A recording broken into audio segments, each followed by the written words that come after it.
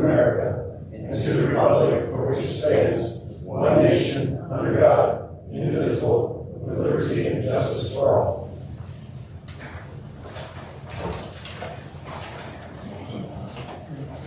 All right, our item of business in the work study is a consideration or information about refuse and recycling service RFP.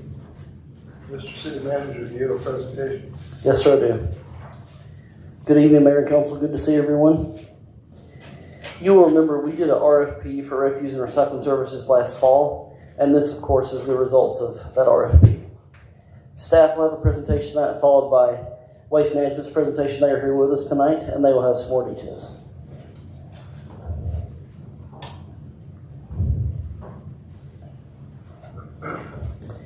Our current contract for refuse and recycled services expires in June 2023, June 30th to be exact.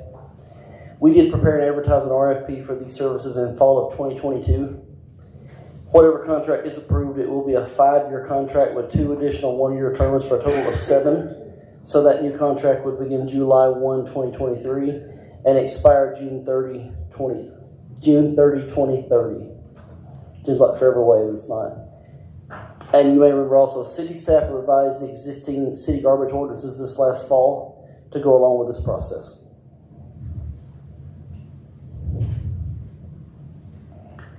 A few changes we wrote into the RFP.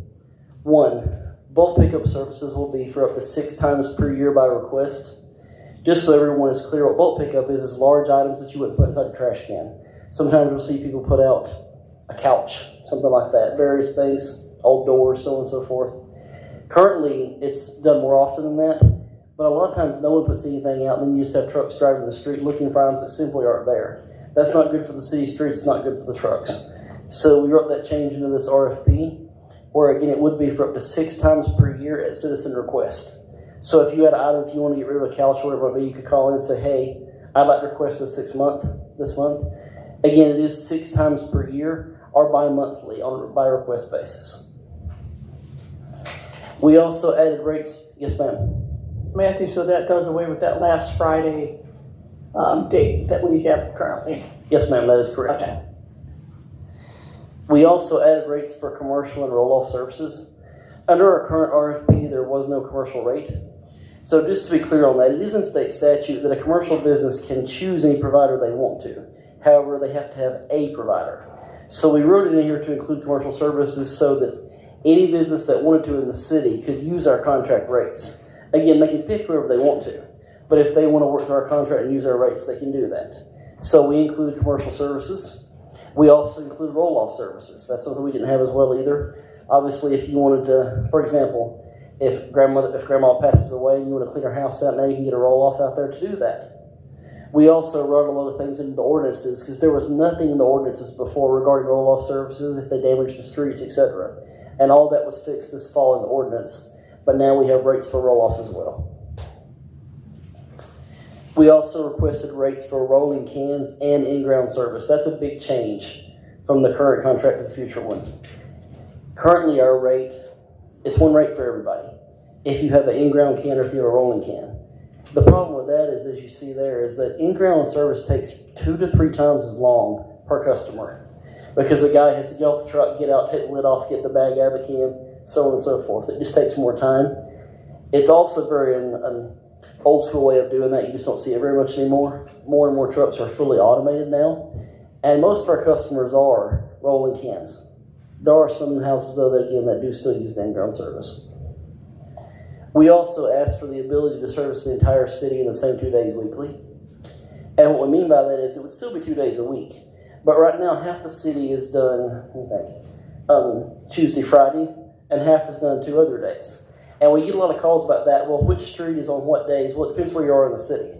So we could change that. Waste Management has enough trucks where they could do the entire city in the same 2 days every week. Just to be clear on that, when I say the same 2 days every week, 1 day a week is just refuse service, where the other day is refuse and recycling service. Bids for multifamily housing, we also put that in here, that all residential housing in Litchfield Park use the same contractor, but they are not all under the city contract. That was something very interesting, reaching out to the, like, for example, Renaissance Villas.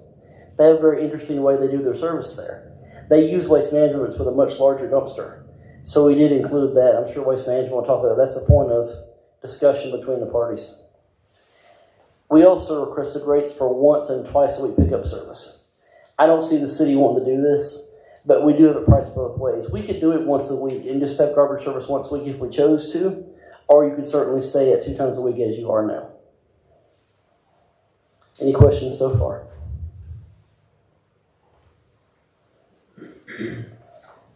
Commercial interest in RFP. Interested service providers were required to attend a pre-bid meeting to be eligible to bid. That was part of the RFP.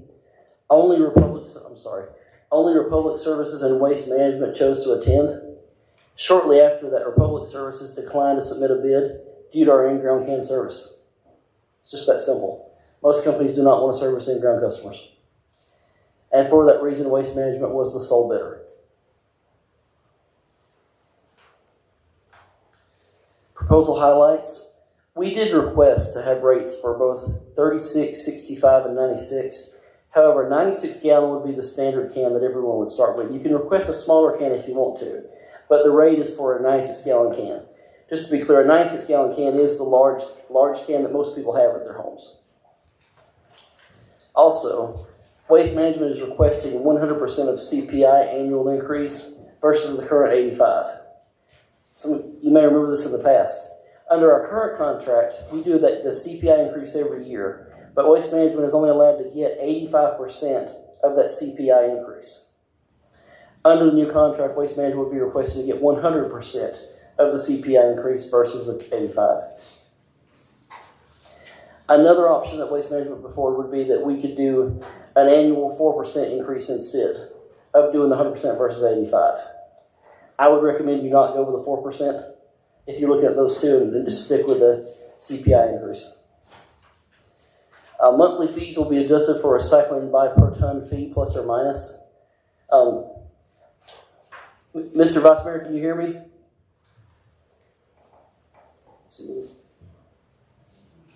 He's on. Okay. This is Paul. I can hear you guys. Okay. Thank you, sir. Mr. Vice Mayor, I'm just going to be honest. Waste Management put this clause in mainly for you. And this clause is to make it so the rates can go up or down accordingly. I don't know if you can see what we're looking at, but so current rates on recycling are based at $70 a ton. So if recycling drops to $55 a ton, the monthly rate would decrease by 15 cents. Or if recycling increased to $85 a ton, they would go up 15 cents. So basically, if the prices go down, they'll drop the rates a little bit. If recycling rates go up, they'll go up a little bit. Because, you've had that question before about, it should go both ways. It shouldn't just go up. So this way, if it goes down, it will go down. It's granted it's a very small amount, but it would go down some. Okay. Everyone clear on that, what that means? Thank you. Can I add something there? Sure you can. Mayor, Council, in that regard, that would be a look back on an annual basis. And once again, it will be predicated on the city and council approval. So we would share that information, and I can talk a little bit more about in my presentation, but certainly we would want to look at the recycling markets and where those are at, and then have that presentation for city and council to look at. And just so everyone's clear, that is Clark Landrum with Waste Management that was just speaking, and he'll be doing a presentation shortly after ours. Waste Management would be required to provide either a 96 or 65 gallon can to all rolling can customers for recycling and garbage at their cost. Citizens may choose not to recycle and can choose the can size. As I said, they can also choose a 65, but the standard can will be a 96. While we do provide recycling cans, you can't make people recycle. You hope they do, but obviously you can't force them to. In-ground customers would not be provided a rolling can because, of course, if you use in-ground can service, you don't need a rolling can. Some pushback you will hear from in-ground customers is that you'll always hear the comment, well, one, I don't have a place to put a can. That's one comment. And two, you have some citizens say that they can't move a 96-gallon can. And I will say if they're full, they can be heavy, not a question. And that's why we offer more than one size. Again, for people with rolling cans. Health code and garbage containers. So this is an interesting hiccup for me. We do have some residents that prefer to put their garbage bags out on the street for pickup versus in containers. And that's actually in Maricopa County Code that's not allowed. That means that citizens must place the garbage either in the rolling cans or in the in-ground cans. Brush, tree limbs, etc. can be stacked up outside the can. That's fine. But actual refuse recycling has to be in a container.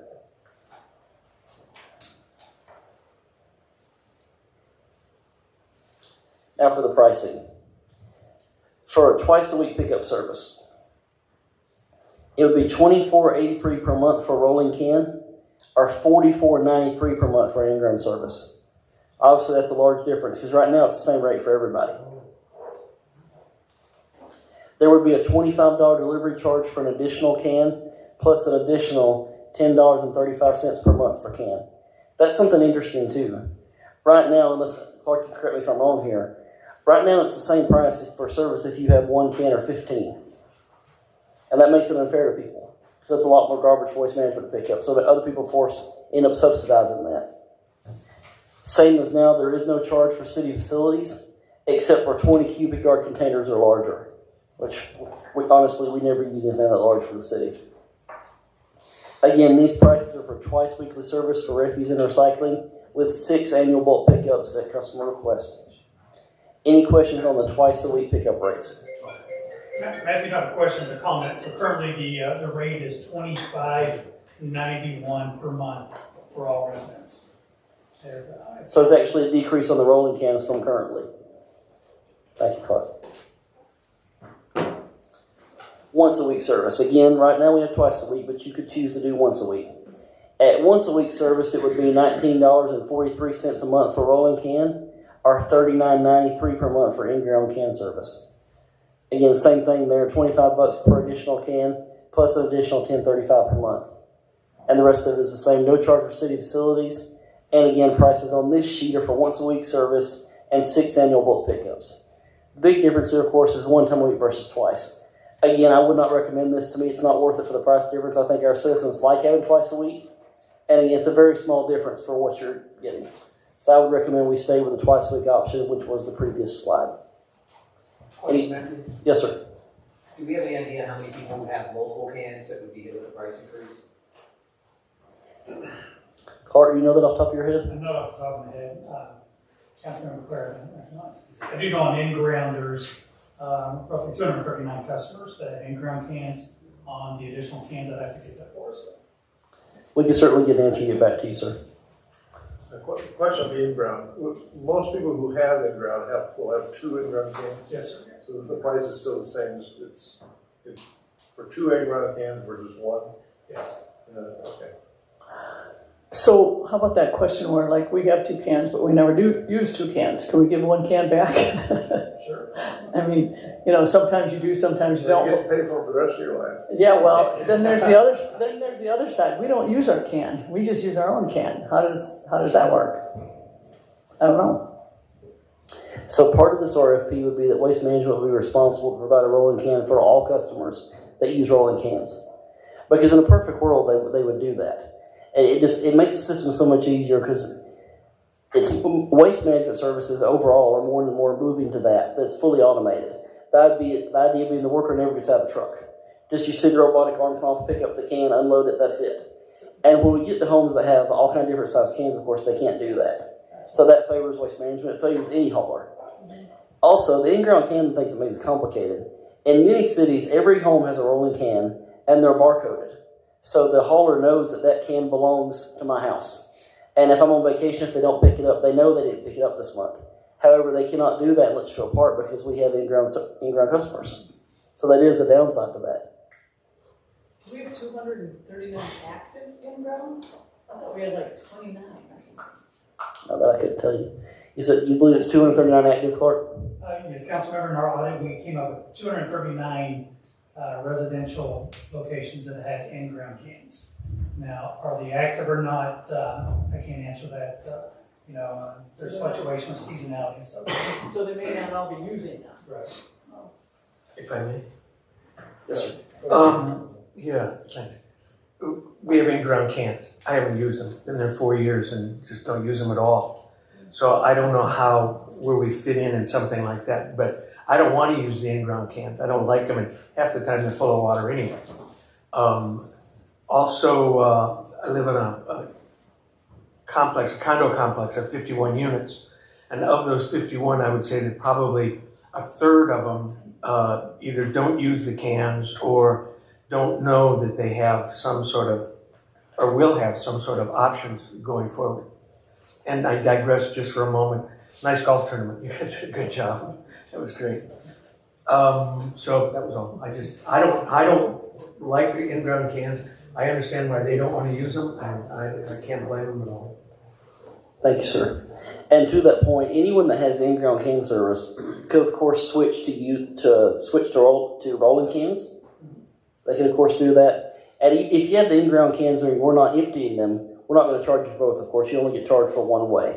But people could choose to make that conversion. And I would second that, Park. I understand you had a good event other than you had somebody run through that event that happened a lot of people saw on TV. So we'll move on from that. Any questions on once a week service? That's all for my presentation. Again, Waste Management has their own presentation. Any questions for staff as far as RFP or service, etc.?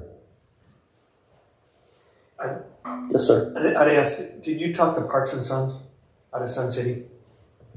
Because they do a lot of in-ground, there's a lot of recessed cans up there. And I was just wondering if they were on your list. No, sir. I did not talk to Parks and Sons. The only two companies that expressed interest were Republic and Waste Management. Okay. And I will say, the only places I know of rolling cans, at least in the West Valley, there's a few in Buckeye, and there are some in Sun City West, as you're saying. Yeah. I had never seen in-ground cans before I came here, so that's very interesting to me to see that. Just follow up on this. So the contract for Waste Management will come to council on March 15th. We just want to show you this information tonight. There's certainly room for negotiation. If there's anybody has any rubs with anything, please let us know. Again, otherwise the contract will come to you guys on March 15th, the next council meeting. Terry, if you pull up the Waste Management presentation, please.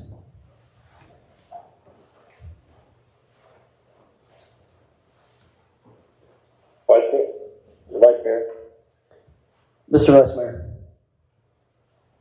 Thank you. Matthew, we have subsidized, all the rollout can people have subsidized the in-ground people for years and years and years.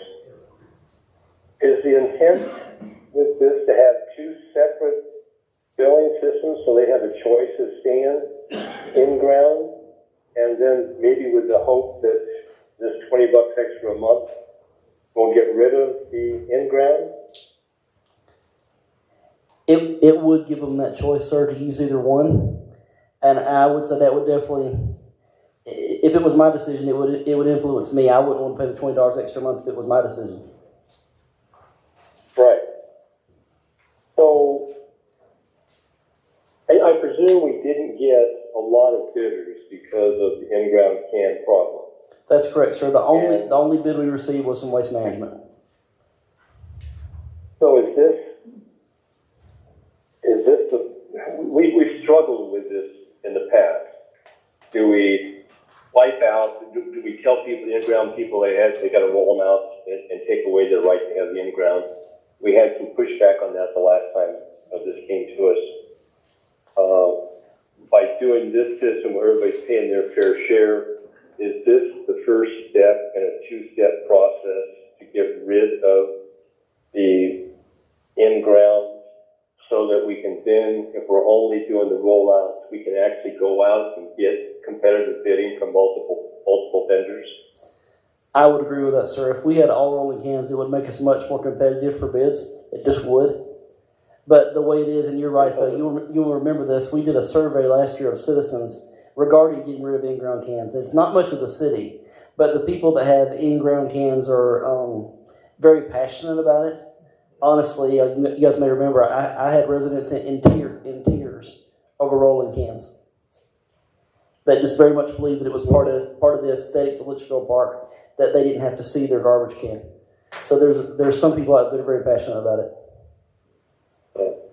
Well, we're going to wind up, if we do go to this two-tier system, we're going to get rid of a lot of the in-ground can people. We'll get them to where we want them to be. And we'll have the ability later maybe to get rid of the few stragglers the next time this comes up for bid. I think the question we've got now is, do we want to do this two-tier system where we choke them out, during this service contract period to get rid of the in-ground? Or do we make a hard and fast decision now, get rid of the in-ground, and then maybe rebid this and go out to get competitive bids from more than one vendor? Mr. Vice Mayor, we could certainly do that, sir, if that's what council would like to do.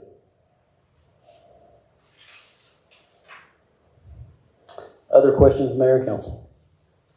Just maybe a different way that we state what we're doing. Is, rather than choking out anybody, we're allowing people to have a choice, and we're going to let the market control how you make your choice. I think that's the thing that's best for our residents, is let them choose, but we're going to end the subsidy for people who are using the rolling cans. We're going to end the subsidy that they pay so that somebody can have an in-ground can. So it's simply a market. It's a market situation. The market will figure out whether we want to continue to do in-ground cans in the future or not. So it's not, we're not really choking anybody out. We're allowing people to have the freedom to choose. I would agree.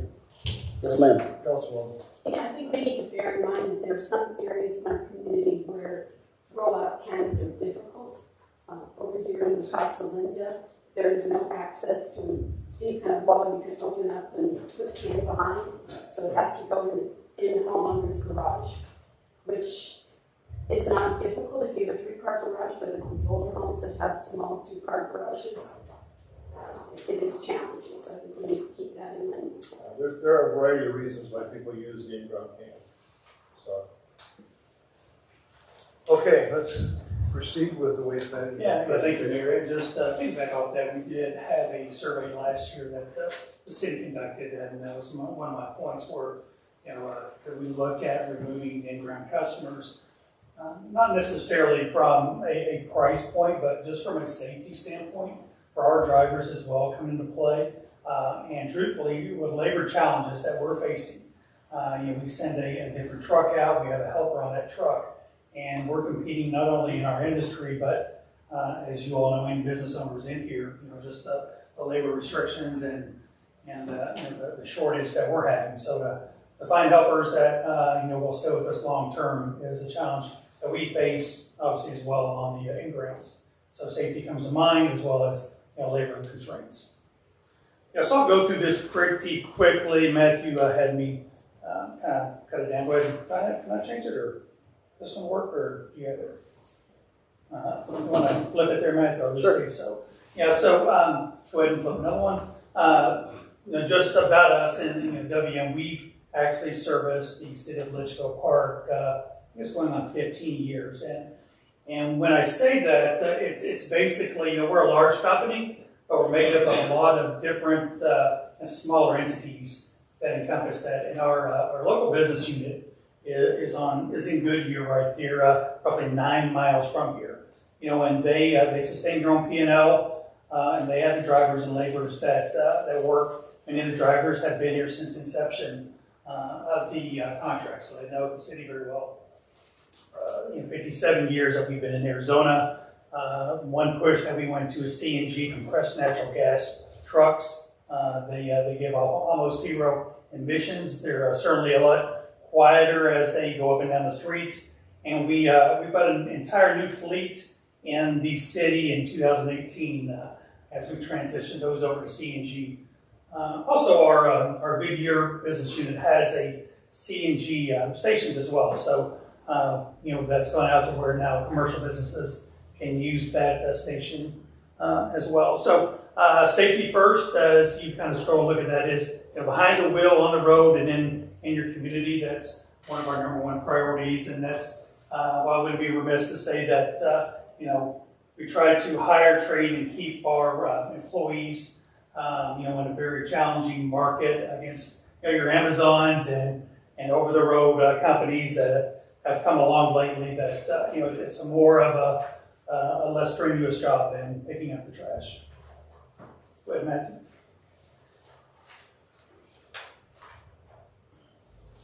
I'm going to just kind of scroll down to the bulk item collection. I think it's really important that, as Matthew had mentioned, we look at ways to really work on operational efficiencies as well as help supporting the city of Litchfield Park. And as Councilmember Donnie brought up, in the past, we had the bulk collection set up on the last service day of the month. So we would send the truck and the drivers, and they would just peruse up and down every street in Litchfield Park looking for bulk items that we're setting out. And truthfully, in the spring and fall, we did have some times that we picked up a lot of debris, and other times, realistically, there's nothing. So we looked at how can we offset this from an operational standpoint on our end, however, still provide that services to the citizens of Litchfield Park. And that's where we came up with the 6 free collections per year. And then after that, there is an opportunity to have more bulk they can call in, and we will give a price point for that.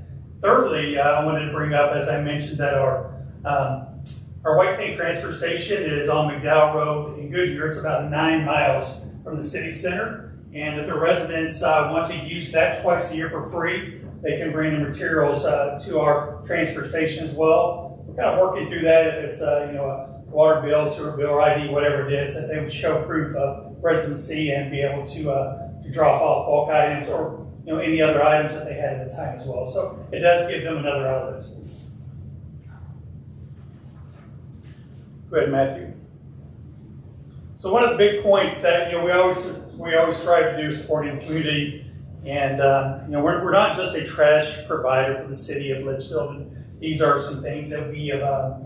We're proud to hang our hat on, with sponsorships and events throughout the community, Arts in the Park, Kids Park Days, the 4th of July Splash Bash, Mavericks Golf Tournament, Christmas in the Park, as well as we advertise in the City Line newsletter to raise recycling awareness and any other articles that we feel are warranted for the residents in that regards. So Matthew, if you'll flip over one more. So in today's modern world, and Councilman Claire, I'm sure you're aware of this, customers want to save time and expect 24-hour service. That's kind of how we're just set up and wired, easily accessible to solutions to their problems without wasting time on hold or explaining the same issue over and over again to multiple people. So we've rolled out, it's called WM Omni-Channel, and it's going to be where a resident can have the app on their phone, or they can get online via their computers. They can manage and use different payment methods, enroll in auto pay, paperless billing.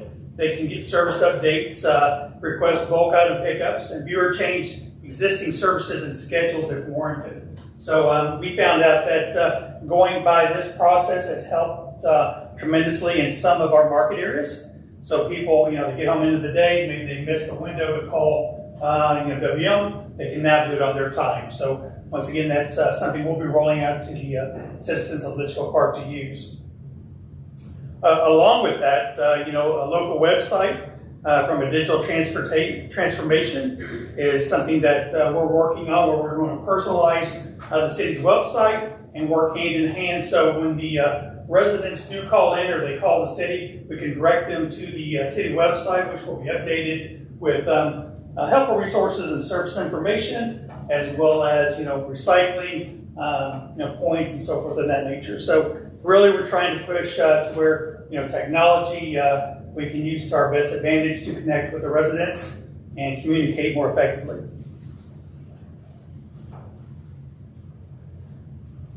Flip that over, Matt. One more. So, from a standpoint for us, what we do internally is we have onboard computer technology. So, this is a kind of a newer technology that we put on our trucks. For now, when a customer calls in to dispatch and so forth, we can obtain real-time information where the truck is at, where it's going, if there's a service delay, if they'll be down your street momentarily. So really real-time customer service technology that we've invested in. The other thing that we've come up lately is called a VOC, that's a voice of our customers. And on a monthly basis, We reach out to over 100,000 different customers that fill out a voice of our survey each month to understand the expectations, perceptions, satisfaction points, and gain insight on the areas of improvement. That's how we kind of grade ourselves. I think the last one I saw, Litchfield Park was like at 9.99% on customer satisfaction on a scale from 1 to 10. So obviously the residents are happy with the services overall. If you flip to the next one, just put some on here. Service has been excellent, never misses a day on time, being friendly, maintain a high standard. I think the mayor said that before as well. Service is awesome. And then there's a few others, that they've had some challenges in the past. However, we corrected those in a timely manner and are satisfied now with the service. So it's a great opportunity for us to work with our operations team and our drivers to understand customers' perception as well.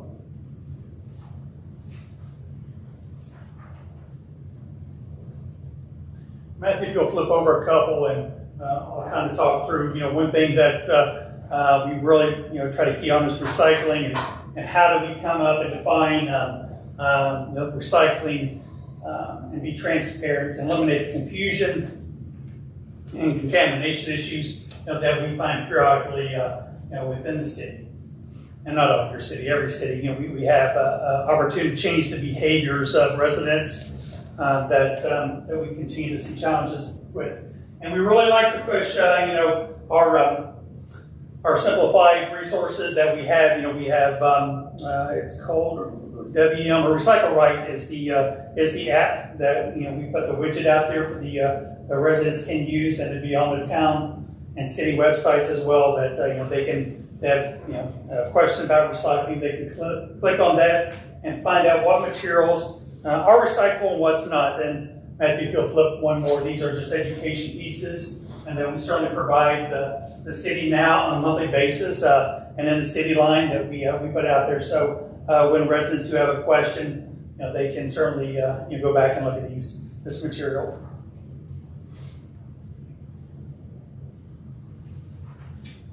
Maybe I'll flip over a couple more. That's the state of the art.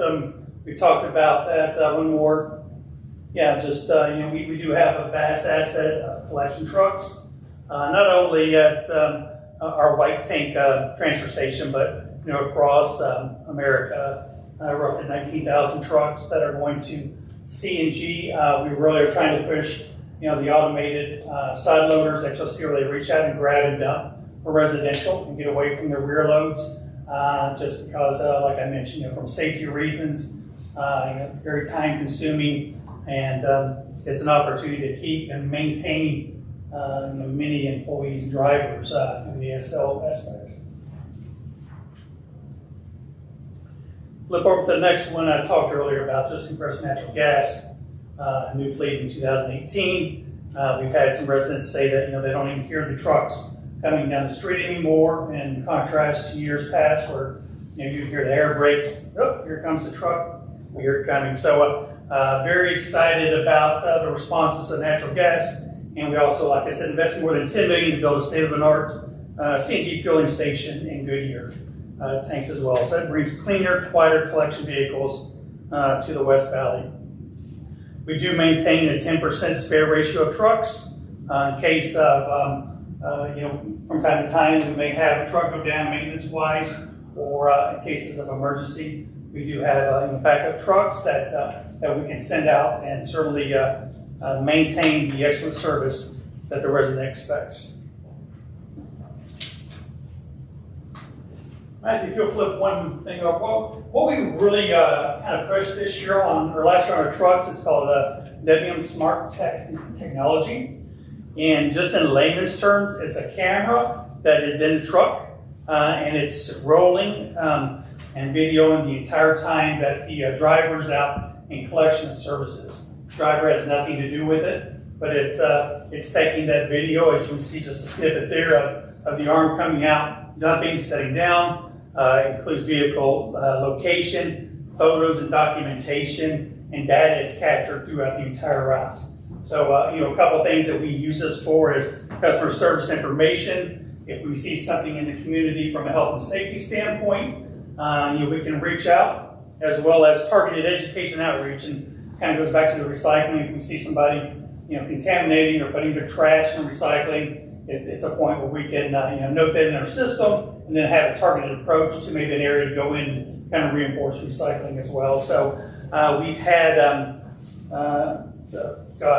trying to think of the number off the top of my head, but just a lot of success with using this technology for various reasons above and beyond just picking the trash up.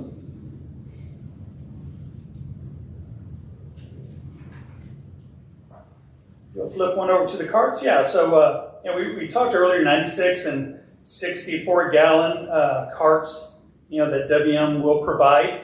It's funny that Councilmember Donnie brought up to have their own cart. There is a resident, and I wish I had his address, but he has a small baby pool that he sets out and he puts his trash in the pool. And he said, well, that's my cart. Please, pick that up from time to time. And I've had this discussion with the team that, we just can't do that. But I guess everyone's perception of a cart or bin or whatever is a little different. So that's the reason, we want to really try to uniform and have everything containerized, in these carts.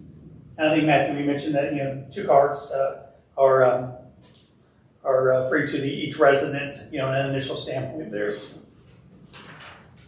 Goes to the next one over, just kind of goes to a cart warranty, good visual of what the different cart sizes of a 96 gallon and a 64 gallon look like in comparison to the size of their footprint, for residents there.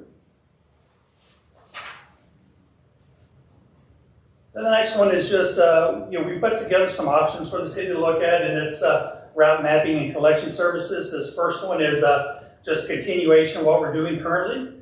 That's, we run several routes throughout the city, with the traffic flow, Monday, Thursday, then Tuesday, Friday. So various trucks running every day, except for Wednesday, throughout the city. And, we want to look at how can we continue to provide great service but shrink that footprint. So the next one over is option 2 that Matthew and I were discussing, is where, the trash and recycling on Monday would be picked up, and we're kind of flirting with what that would look like, and then Thursday would be the additional trash day.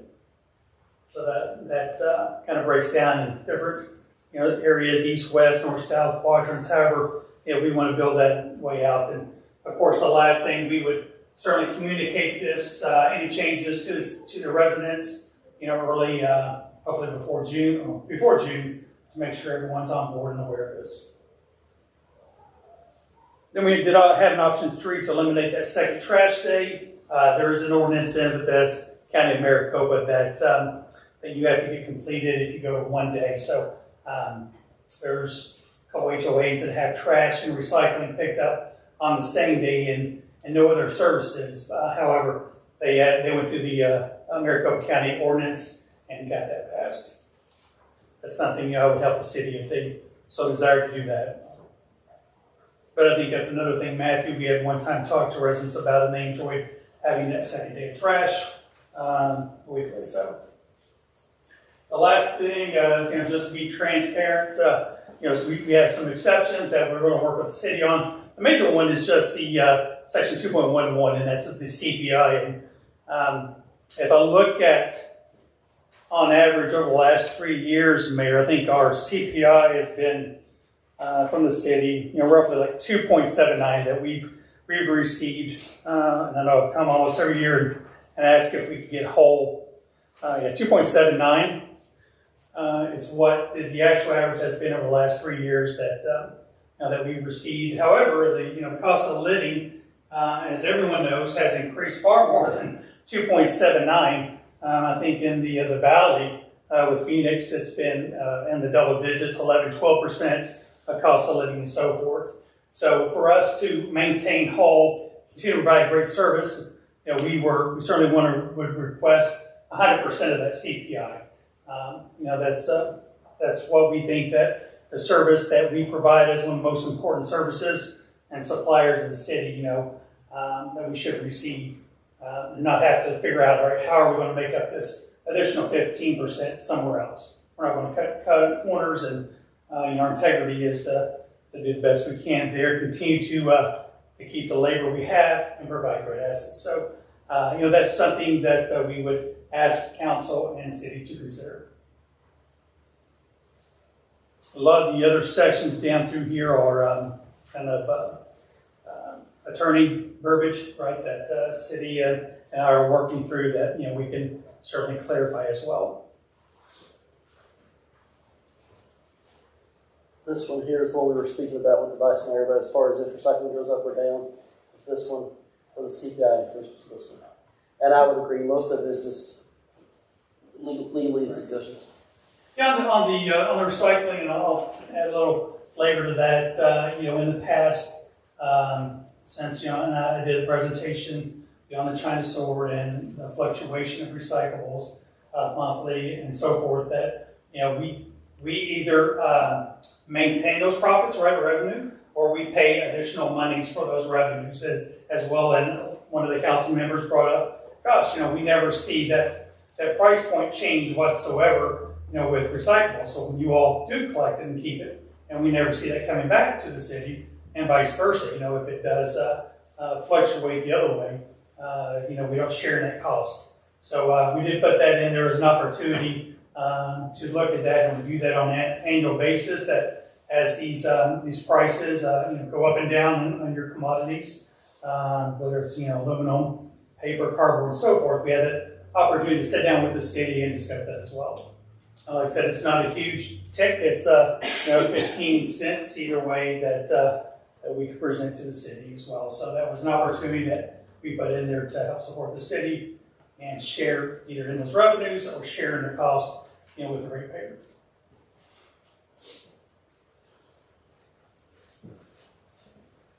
May I ask a question? Yes. Clark, I just heard you say that it was for 2 cans. Is that one recycling, one rolling can for the services at the price quoted, or is it two trash cans and recycling?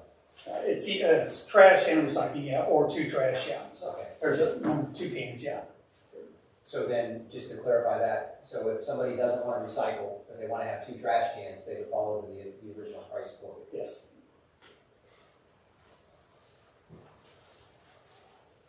Which, it's, we talk about that a lot, and I went back and I was looking at my notes, and it's interesting. In 2011, I pulled up a letter here that was addressed to Darrell Crossman, if you remember him, here at the city, and we were asking for a price increase at that time, 2011, which made the rates $24.51 at that time. So I got $24.51 in 2011. So then I was like, well, wait a minute, it's 2022 and we're at $25.91. So that means in 12 years, the rates increased $1.40. So I was like, wow, that's, if I compare that to other services that provided and cost of living, it hasn't been much of a change. So, from a price point standpoint, which we know is always important with everybody, we felt that we've kept our costs in line and certainly are competitive with other vendors in the valley. So, end of the, unless there's any other questions, in summary, just we certainly thank the long-term relationship we've had with the city. We've weathered COVID, we've weathered truck breakdown, a couple of service issues and so forth, a wall that was what damaged Matthew that we took ownership and fixed it, for the resident as well, suffice that. So we do think it's certainly a mutual beneficial agreement and conversation and relationship we have with the city. Any more questions for me or Questions for council? Yeah. A few questions I would have for council. Again, we're planning on bringing this contract back to you guys on March 15th. Again, most of these points are just legal terms, but a few of those. One, as it was said, we could do garbage and recycling 2 and 2 as we do now, where half the city is on Tuesday, Friday, half is on like Monday, Thursday, or we can do it where the whole city is on the same 2 days every week. This council has a pleasure either way. The downside to me to changing that is people get used to having their garbage on certain days. Whoever gets their change day, there'll be some unhappy people until they get used to that. Is there a preference there to change it either way, or? And I think it makes sense. It's going to be like the roundabout. They're just going to have to learn, right? learned the new schedule. The other thing I think is critical, this doesn't have to do with Clark, but we really need to update our website and make sure all the information is on there, whether there's a change in pricing, if you have in-ground, so forth. I go on that website all the time and it's 2020 or I can't find the information. So I think that's critical, especially if we make some changes. We're going to have to Instagram it and update the website for sure. I would agree, and we get a lot of confused citizens, especially on bulk pickup, on what day it's going to be. I swear it's the third Tuesday following the second Monday. It's very confusing the way it's written. So having it 6 times a year on demand, I think is a much better way of doing it. Well, Waste Management's done a good job of the holidays. When, for instance, it's, you guys you've done a good job with your website. We just go there, but anyway. Yes, ma'am, I would agree. I think the other thing I would add to Councilmember's comments is we have an excellent communication department that can help provide and develop any resources needed to notify the customers in various different communication platforms. Thank you, Clark. That would be good in the ordinance changes as well. Councilman Clare. Is there a specific reason you're asking for single day pickup? I mean, I think there's a lot of benefit to actually having it split. If the truck goes down, they have the ability to have a truck in the area the next day, pick up missed areas, or if there's a service issue and now all of a sudden we're not changing things up. So from a service opportunity, I actually think it makes sense to have it on split service. The only reason I would say service just confuse people that don't know what day their garbage is going to be on, because it depends what street they're located on. But honestly, it's not very many people, because once you live there for a while, you know when your garbage gets picked up. It's new people moving in. And it's the same amount of trucks if you do it on 2 days or 4. Not to go to that point and belabor something, but if you have 4 trucks running on one day, then they're not back until the next week, or the next day of service. If something happens, there are still trucks running in the area and have the ability to catch some overflow if necessary, or a missed service or something else. They've done a great job of making sure that customers are taken care of. I just think it adds a layer of difficulty that we might not need to add to the service, just for the comfort of people moving in.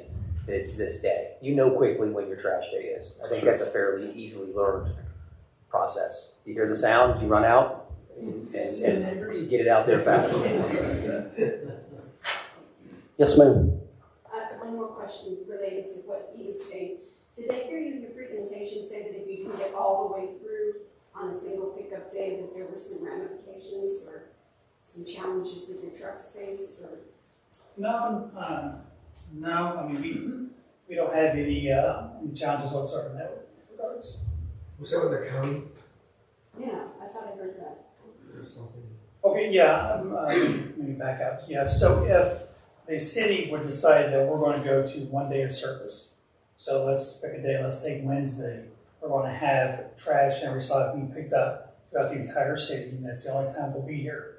The Maricopa County ordinance has, number one, everything needs to be containerized. Secondly, the county ordinance says you have to have twice a week service. So we would have to get with the city would have to, build out a reprieve to say, we would like to go for this, and here's the reasons why. And usually it's rejected. In my 23 years experience, I don't have very many wins that I can tell you that the county has said no, because you look at the overflow of trash, rodents, just different things that come to mind. In the summertime here, setting your trash for a week to the side or whatsoever. So I think all those come into play from environmental issues. Another change in the RFP, of course, again, is the CPI change. Again, for years it's been 85% of CPI. Waste Management was asking for 100% of CPI increase annually. To be honest, I can pretty well guess where council would stand on that question, but I have to ask you. Preference on that, on 85% of CPI versus 100?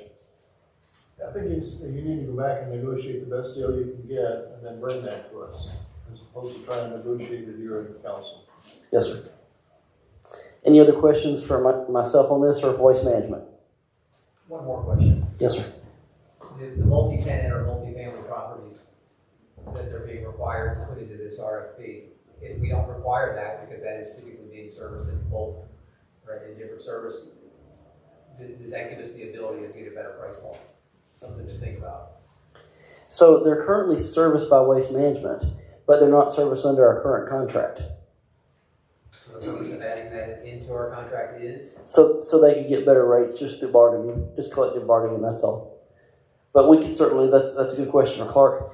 Councilman Clare, if I'm understanding correctly, so that was an issue Waste Management had, was about multifamily housing. If we took that part out, we could still require them to use Waste Management, but they wouldn't have rates per the contract. Would that affect the rate overall? Yeah, I would say really we need to take a step back and look at the county statute and what it looks like. Sure. In that regard. So the city doesn't, have that statement there that, forcing that in the state of Arizona, you can have commercial franchise and residential franchise through the city. It has to be, where the multifamily and or retail has an opportunity to go whoever they want to in that respect. So but the RFP did ask for pricing. We submitted that pricing. So they can choose to use our provider, which is Waste Management, but we can't force them to. Right. By law, they have to have a provider of their own choice. Whether it's public services or Waste Management. Yes, sir.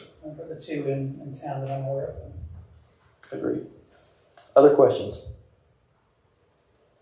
Thank you, Mayor and Council. We'll keep negotiating on the finer points and bring you a contract for consideration next month. Thank you, Waste Management, for being here tonight. All right, there's nothing more to be done in the work study, so is there a motion to adjourn? We'll take one of those being a second.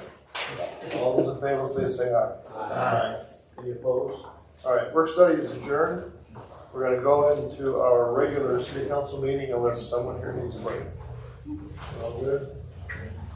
Okay, so we'll call the regular city council to order. We're going to dispense with the pledge since we just did it a few minutes ago. And we'll go to mayor and council members' report on current events. Councilman Donahue. Well, I think the roundabout's going well. 20,000 people traveling north on Litchfield Road. There's been some crashes, but I think once they crash once, they're not going to crash again. I don't know. I mean, I've heard more good than I've heard bad. So just had to bring it up, just in case. Secondly, I see we have some of our Litchfield Elementary representatives here, and I think it's really awesome to report that the 4 Navy female pilots that flew the flyover actually came to El Tamasec, one of our Litchfield schools, with a whole group of kids, and how awesome it is that our school district is the recipient of those kind of visits. That was really awesome. Secondly, again, Litchfield Elementary, I noticed that they hosted this safety summit, and I think that that's really awesome. And for us as a city, I know we brought forth to you some ideas about the flat cameras, and you guys have agreed to do that. And so I just want to thank you as a council person that you're continuing to keep our kids safe and to be leaders in that. So thank Superintendent Gunning and all you guys for hosting that. And that's all. Okay, Councilman Clare. I just wanted to say that I've been able to make it to the last couple Arts in the Park that have been out there, and just I think it's a really great event that we do as a city. It gives a chance to get people out there together, and Tricia, you and your team have done a really nice job getting everything out there and taking care of the activity. So, great job. Councilman James, you have anything you'd like to report on? All right. Councilman Womack? No, sir. Councilman Watson? All right. I don't have a report either, so it's going to be a quick agenda item this meeting. So we'll go to the city manager's report on current events. Do you have anything to report? Mr. Mayor, did you want to see if the Vice Mayor had anything to add, sir? We can see if the Vice Mayor has anything to add. Mr. Vice Mayor? No, I'm fine, thanks, guys. Thank you, Mayor and Vice Mayor. Mayor and Council, for the manager's report, just a few high points in mind. I'll touch on a few things that happened this week. We did hold the first stakeholder meeting on January 17th regarding the water line and storm drain construction on Old Litchfield Road. I had several attendees there. The Hilltop Working Group is meeting and is making good progress there on those agreements between Sun Health for the Hilltop lease, Arizona Farm and Ranch for the cabins, and also the Historical Society for the house. So that whole process of those groups is coming together. I think it's making good progress there. Same thing with Goodyear on the train depot project. Staff has been working on funding options for Litchfield Square. As you know, we did receive some numbers this week on a potential bond for Litchfield Square, and actually the interest was a little better than I thought it would be. So we'll discuss that more. It's a lot more than what it would have been 2 years ago, but it certainly could have been a lot worse. Some interesting things this week. So I was at the Capitol most of Monday speaking on Senate Bill 1097. That is our wonderful trucking legislation. I did speak on that, and it passed the Transportation Committee 6-1, and now we'll be moving forward. We are hearing there's going to be an amendment to that bill, and if that amendment happens or passes, that amendment would make it so that all prior trucking restrictions would not be touched. So it would only affect ones after that. So we'll see what happens with that. So that was big news there. And also, I have been at the insurance conference talking about insurance rates for the last 2 days, as exciting as that is. And we're happy to see that our insurance increases for the next year are going to be about 3%. And that's great considering the last year it was 7%, and the year before that it was 10%. So we're happy with 3%. So that's a nice change.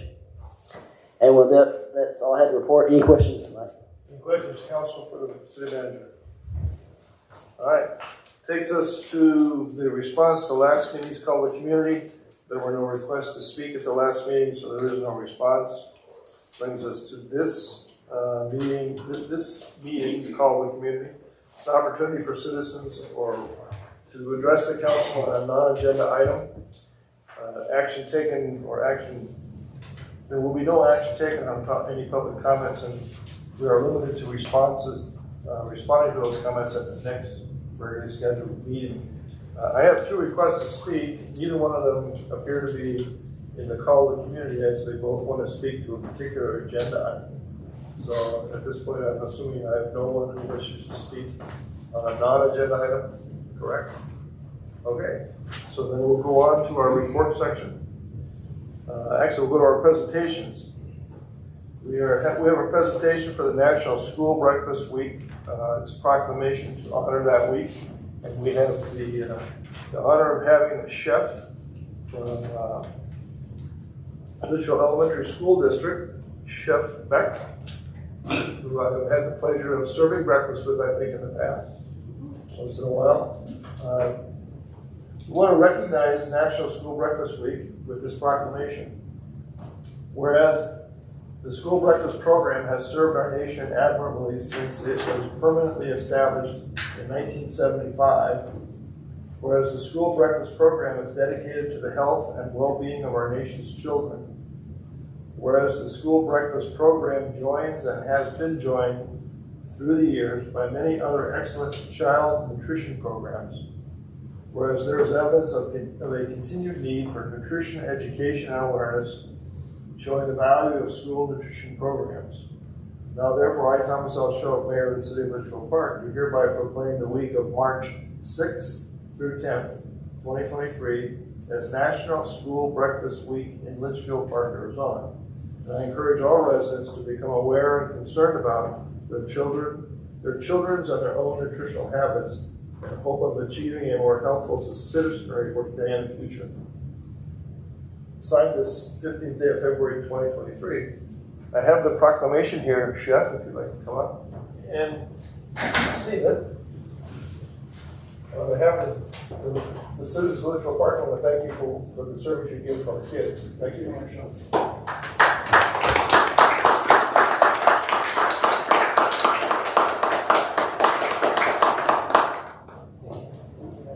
Doug, you say anything? Well, I'll be back. That's a real treat, actually. Kids are a lot of fun. The Litchfield School District, long-standing supporter of child nutrition, appreciates the city taking the time to do proclamation, and we look forward to National School Breakfast Week to really help boost some of the kids to eat breakfast that don't like to eat. Some of the kids to eat breakfast that don't typically come in. So thank you very much, Mayor Schoaf. Thank you.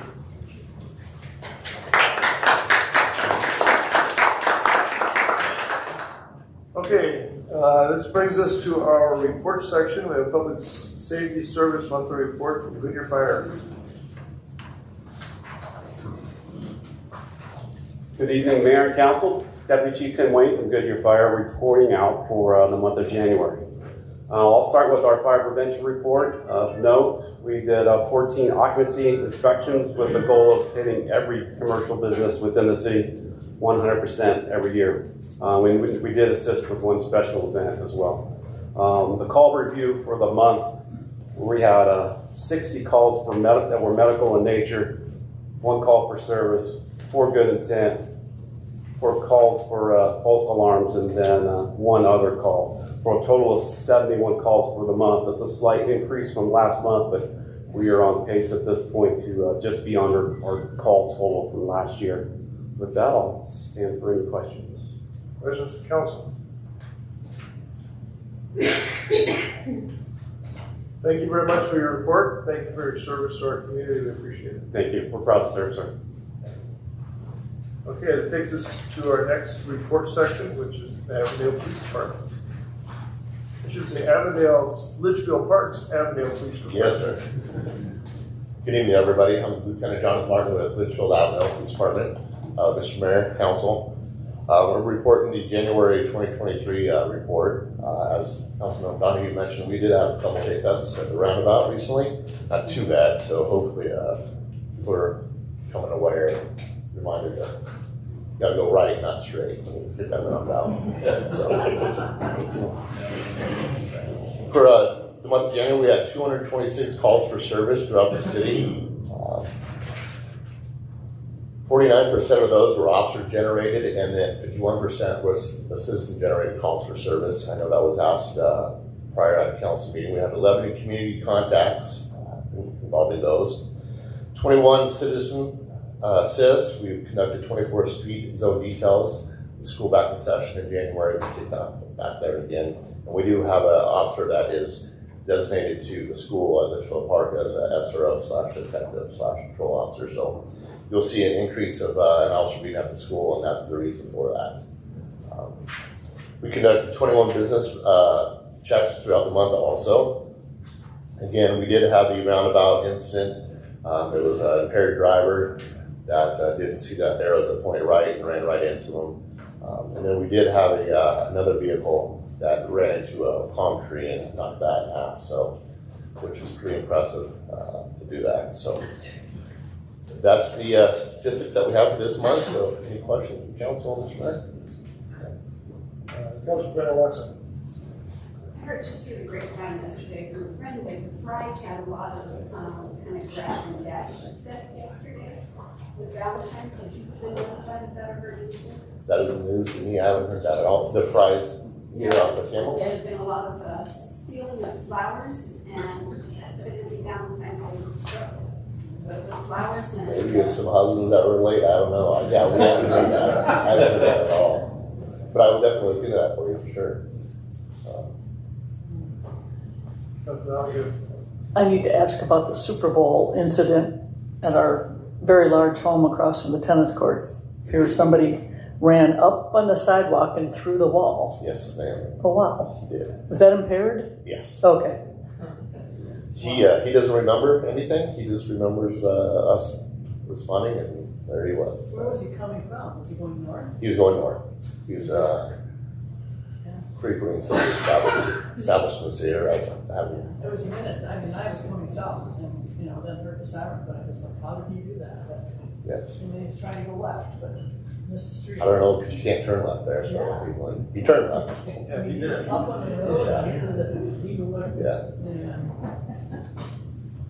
Any other questions or comments? All right, thank you for your service to our community. Absolutely. You guys know we appreciate everything that they do for us. Thank you, Mr. Mayor, Council. All right, that brings us to our report section. We have a staff report for finance. It says that our city manager is going to give this report, which should be very interesting. Yes, sir. I ask for your patience as I do this report. Normally, of course, our city manager Paige does this, but for some reason, I know she thinks she deserves a vacation this week. I can't imagine why. So, again, I ask for your patience as I go through it. 1 second, please. Yeah, pull it.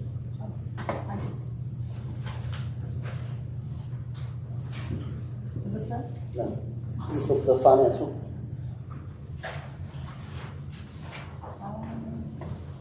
All I have is the sales tax, and then that one.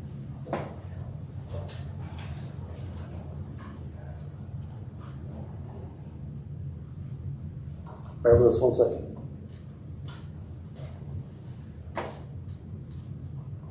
While we're pulling this up, we are now 6 months in the budget, of course, which is 50% of the fiscal year. So we'll go through some of this. So again, we're at 50% of the year, and look at the numbers. So our revenues are currently at 62%, with expenditures at 50%. So of course, we're always happy to see that. Sorry, guys.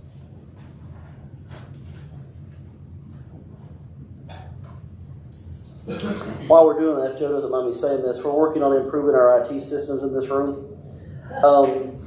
So one interesting thing here is our system here is actually analog. When it was put in 2019, it was the highest technology.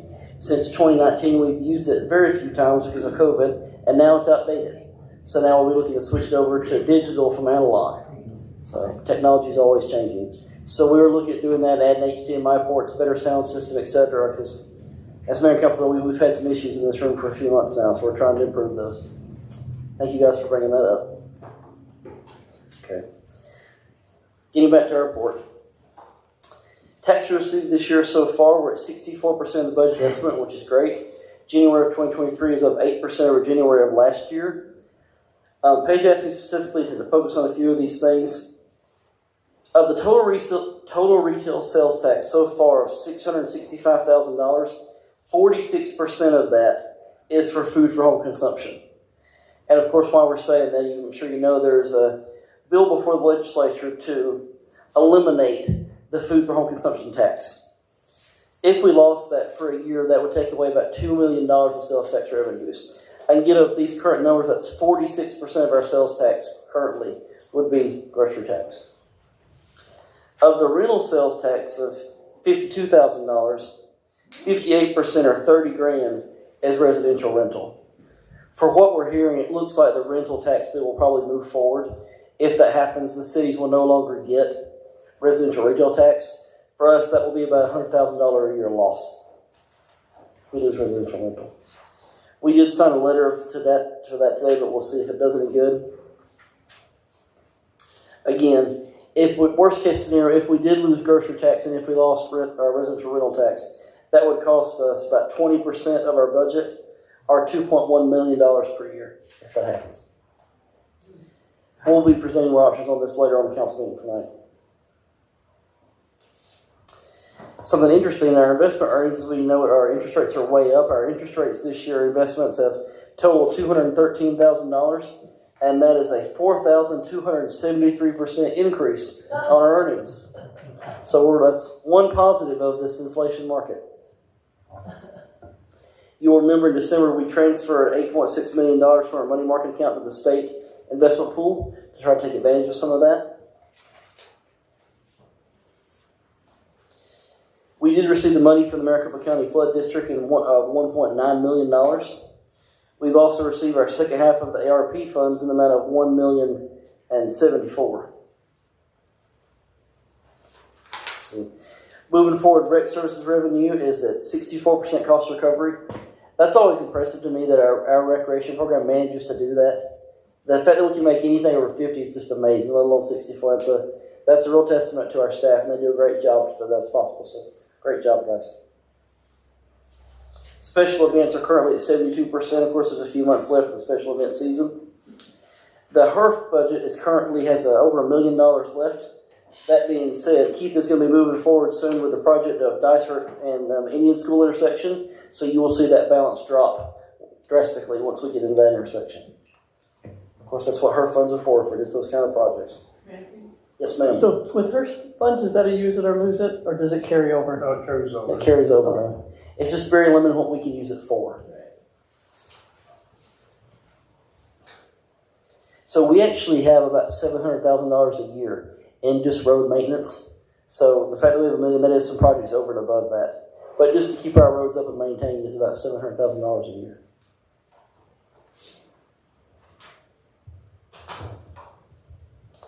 And of course, here you see it January and you see fiscal year to date. I'm more of a fiscal year to date person. You'll see their retail sales are at 45%. Or the subtotal there is 88% of various taxes.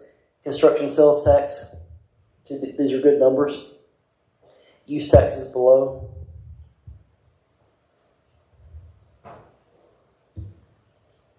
So.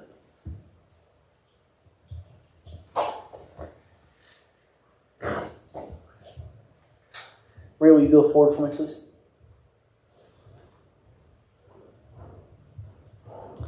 Current year versus prior year without construction sales tax.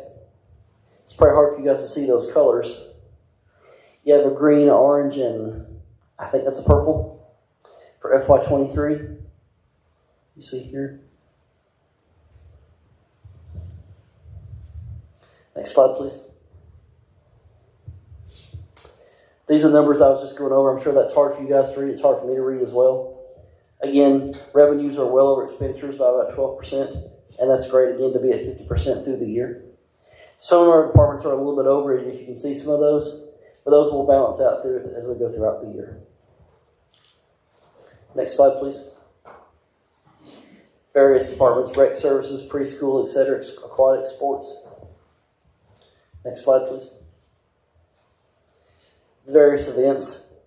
Again, our events regularly make almost 100%, which again to me is amazing. You see the amount of events that we put on here that's able to happen. Next slide. HERF budget, Litchfield Square. You will remember on that, 1 second on that here. So far, council has committed to this project $18.1 million. Of that, $11.9 million has been paid out of bond procedure. Remember, we did receive a bond for $15 million. 1.6 was paid out of city general fund for utilities because we can't pay for utilities out of bond. That leaves us with a remaining committed expense of $4.6 million to be paid out of bond proceeds of $3.1 and city cash about $1.5. And then we've sold so far one parcel. One more thing I would add to this is on the court enhancement fund. You remember we made the change to the court enhancement fund? It now has $90,000 in there. Per the ordinance, it can't go below $50,000. It only makes about $5,000 a year, and we spend $16,000 a year on rent and computer fees. So basically, we're going to take the balance over $50,000 over the next 3 years to pay for those and get it down to $50,000 where it needs to be. But again, those are court expenses. Mayor and Council, that will be our finance report. Again, I apologize. I don't do as good a job of Paige. She lives in this world much more than I do. But I would try to entertain any questions if there are any. Any questions from council? Council Romack. Matthew, you mentioned about having one parcel sold. Correct, sir. Okay. Do we have any interest in the other parcels? Yes, sir. Anybody looking? Anybody talking? Well, we have the company that submitted the RFP last fall. Yes. If they were awarded that, they would be buying all the remaining parcels, sir. Really? Okay. Is that a good thing? In my opinion, it is. Well, you have one developer up there in Surprise, and I don't know whether that worked out as well as they had hoped, but... Land banking. I said your concern there is land banking. Yeah, right. Yes, sir. Right. So how we would address that, sir, we would have an item on there that we'd have goals that would have to be met within so many months. Okay. And if not, it would revert. And we did include those points in the HERF DA as well. Right, that's what I thought. Yes, sir. Okay. Thank you. Thank you. Other questions? Any other questions? All right, thank you for your report on finance. Thank you, sir. Next item is the crane plume update. Our city engineer has an update for us. Mayor, members of council, not a lot going on with the crane plume this month. As you recall, last month we reported we got the results back from a well test, showing that all results are almost in the non-detect zone. They came in at 0.19 parts per million. Put that in perspective, November of 2019 it was 0.3 parts per million, so it just continues to go down. The remaining portions of the northern end of the plume, the EPA is installing additional injection wells to continue to force it south. So we'll be getting updates on that in the next coming months on which wells are coming into effect, and I will report on the results when it's coming. Okay, any questions from council? All right. I'm sorry. I see that they're putting up a big building where Unidynamics used to be. So they're going to cover up the source of this plume? Yeah, in fact, I think it was somewhere in the early 90s, maybe the late 80s, they actually backfilled all those 14 dry wells that were installed on the campus. Those have been essentially decommissioned when the cleanup started. So the way that he commissioned it creates an inert dry well, so reverts the land back to just an agricultural type field that wasn't being harvested. The issue was the plume was down in the substrate in the subunits A and B down the water level. So the ground itself is fine, more or less, and that's why they can build on it. Yeah, I just kind of surprised when I saw that going on, but I understand what you're saying. Thank you. Okay, thank you. I guess you can stay there and give us your report on the capital improvement projects. CIP update. Thank you, Mayor. Member Council. Vista Verde Drainage Project is about 95% complete. They have a few concrete panels and a few things they're finishing up. The improvements, in my opinion, are working spectacularly with the recent rains. There's some small drainage deposits that the contractors have to work on now. That project is 90% invoiced and should be the remaining budget used up in the next month. The other fiscal year 23 project, pavement replacement directly south of City Hall, directly west of us now, is 98% complete. We have replaced all the concrete panels and asphalt, and they should be out of there within the next couple of weeks. Unfortunately, a few concrete panels were defaced when they were just recently poured last week. So we have to have the contractor come out and rip up an additional round of concrete to get rid of that vandalism. So we're hoping by the end of February that those two projects will be 100% complete. Woody will talk about the downtown storm drain project coming up, and then upcoming CIP projects, and Matthew alluded to a little bit, Staggs Park is, we're working through the contract language, and the contractor that is selected is having just working out schedule and labor and material costs and trying to organize it so we don't get a notice to proceed and just sit and wait while we try to gather the labor resources. So we're trying to time it, but we're hoping that we're going to start that project in the second or third week of March. The other item that Matthew mentioned was that we have about $1 million in HERF funds. We have to stretch out across 3 projects. They include Dysart Meeting School reconstruction. Now that the improvements are complete on Litchfield Road up to the underpass, we will mill and overlay all the way up to Camelback Road. As we all know, the costs for mill and overlay asphalt have gone up since 2 years ago when the project was bid, so we anticipate that's going to eat up some of that HERF money as well. And then we will be following up with any remaining funds with doing pavement replacement, slurry, crack seal, and other items to rejuvenate the asphalt.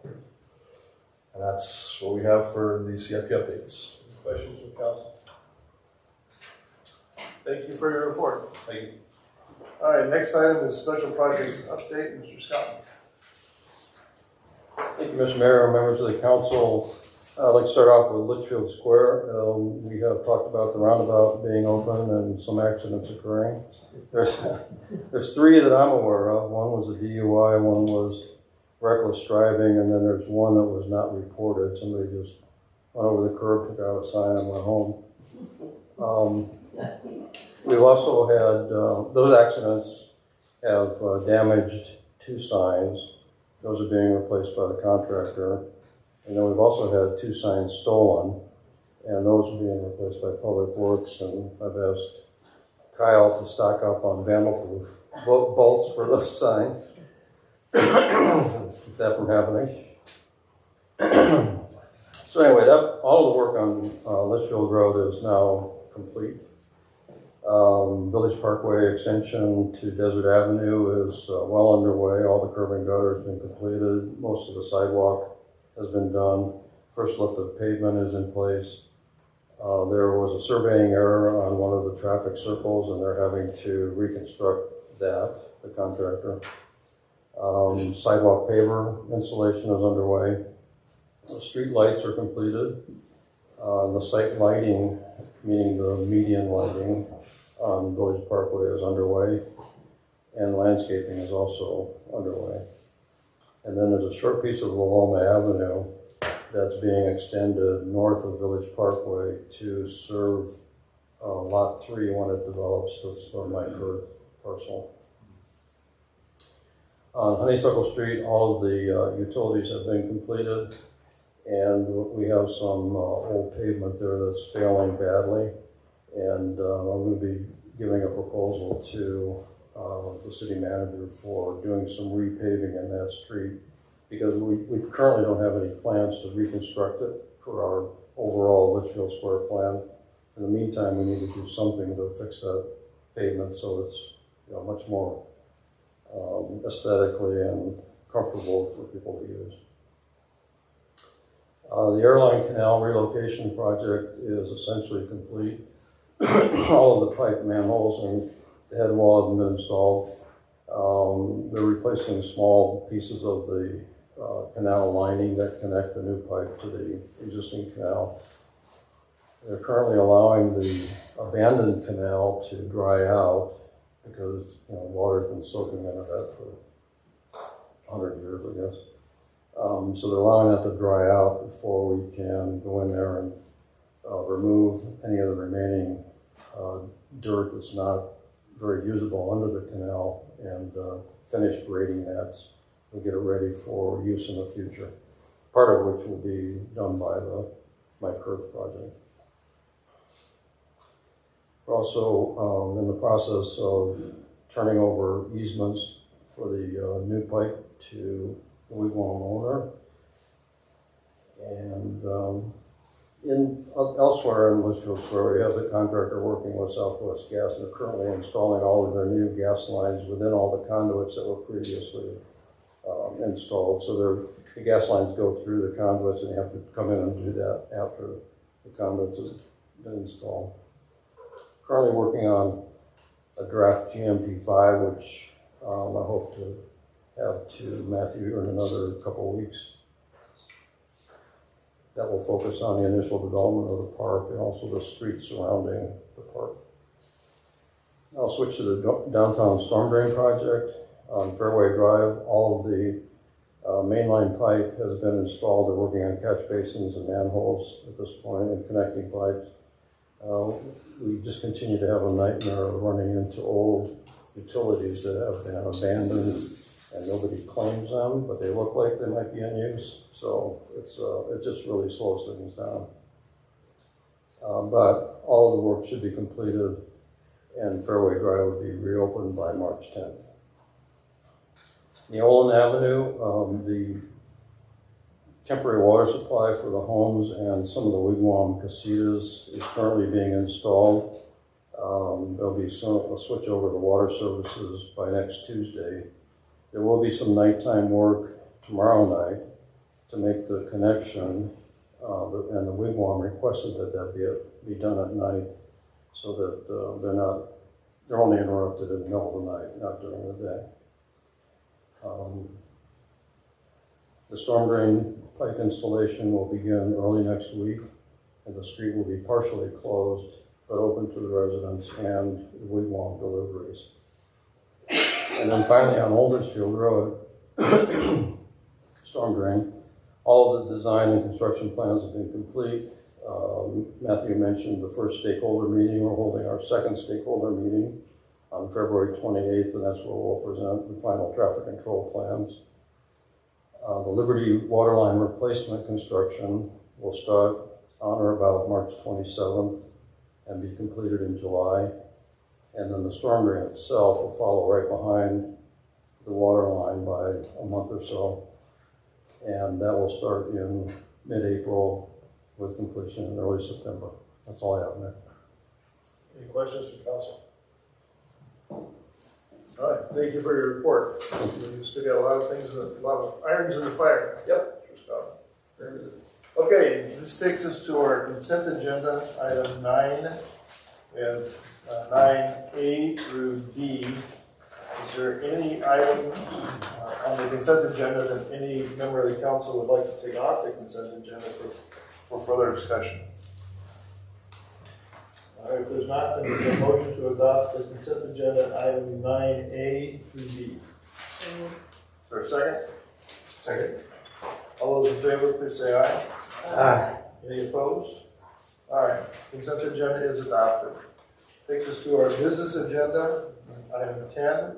First item on the business agenda is a public hearing for a proposed code text amendment to section 31 related to screening of non-principal uses. open the public hearing, and with that, have a staff report. Thank you, Mayor, Council. Good evening. John Froke here, planning consultant working with the City Manager's Office and the Planning Department. This is a proposed zoning text amendment that's been in the works for a while. In a nutshell, we've been referring to it as the RV screening topic, and so it would be a proposed amendment to a portion of the zoning code. Next slide, please. So for about the last 18 months, we've been collaborating with neighbors and other interested parties regarding how and where and how RVs, recreational vehicles, should be parked or screened in Litchfield Park. Most of the RVs in the city are either in the side or the rear yard.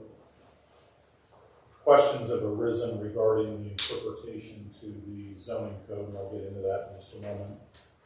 And then we prepared 3 options for council review, and the 3 options will go through.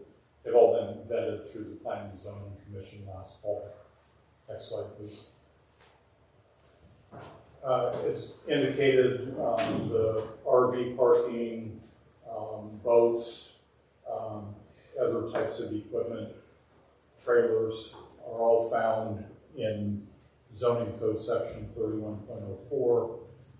We've had, over the last few months, a number of reports from residents asking about screening these types of facilities and potential violations. Planning and Zoning Commission, before my arrival, reviewed a proposed zoning text amendment at their meeting on September 13th, discussed the item and among themselves, and then decided to table it to a future meeting just to give them a little bit of time to work through the issue. Then about a month later, at their meeting on October 11th, the Planning and Zoning Commission recommended approval of option 1.3, and that's really what's on the table tonight with the staff recommendation. Next slide, please. Just a little bit more background. About this time last year, there was an interpretation made to the zoning code by the city's zoning administrator. That decision, it was related to the topic, obviously. That was later appealed by a Litchfield Park resident who felt that the interpretation was incorrect. The Board of Adjustment at their meeting back on April 7th of last year sided with the resident, which reversed the interpretation of the zoning administrator. Following the reversal of that decision, the council advised staff to initiate a review of possible text amendment, basically clarifying the language on how to screen RVs, trailers, boats, and other equipment. So that's kind of where we're at tonight. Next slide, please. So we came up with 3, the approach that we took, we came up with 3 options. Option 1 is strengthen language of existing code to continue to ensure any RVs or similar equipment are completely screened from view from the street or adjoining lots, and ensure setbacks related to equipment height are measured from natural grade. Option 2 was still require the complete screening of RVs from view, but allow some reduced setbacks to allow the RVs to be closer to the property line currently allowed. And then finally, option 3, adopt language that reflects the intent of the zoning interpretation, allowing partial visibility of RVs and reduced setbacks from the side and rear property lines. Not on any of our slides was just a summary of the citizen participation efforts that went into leading up to Planning and Zoning Commission recommendation and up to tonight. We've had approximately 33 emails or letters submitted by Litchfield Park residents on the topic. There was, for option one, the one on the top there was 13 emails basically in support of option one, and that would be approximately 39% of the respondents. For option two, we had 0 emails, letters from Litchfield Park residents. And then finally, option three, we had 20 emails, letters in support, and that's about 61% of the respondents. Next slide, please.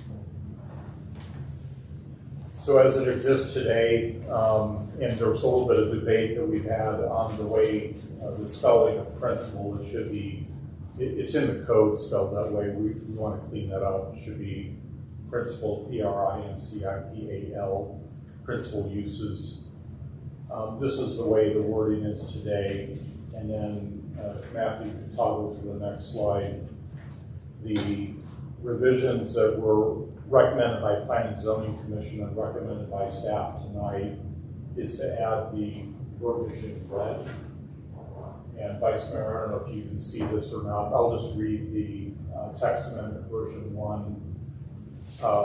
Would read, such items shall be completely screened from view from view of adjacent and nearby properties in the public rights of way and parks by a wall or fence not to exceed 6 feet in height.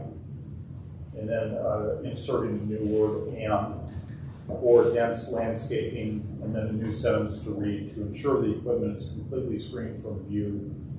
Dense landscaping is not subject to height limitations. Sorry about the typo.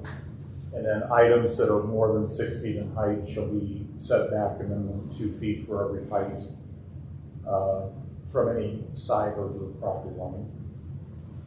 So in summary, option one, as recommended by the Planning and Zoning Commission, provides a little bit more clarity on the subject regarding RVs, boats, trailers, and other equipment. And with that, I'd be happy to answer the questions that council may have tonight. Questions from council? Yeah, John, I have one question on this landscaping. I got involved in some landscaping in one project, and the city of Avondale required the caliper of the trees be of a certain diameter, and like this. I mean, I can plant a tree this high. It might take 10 years for it to grow to be effective. But in fact, I have put a lot of them in the ground. So, you know, how are you going to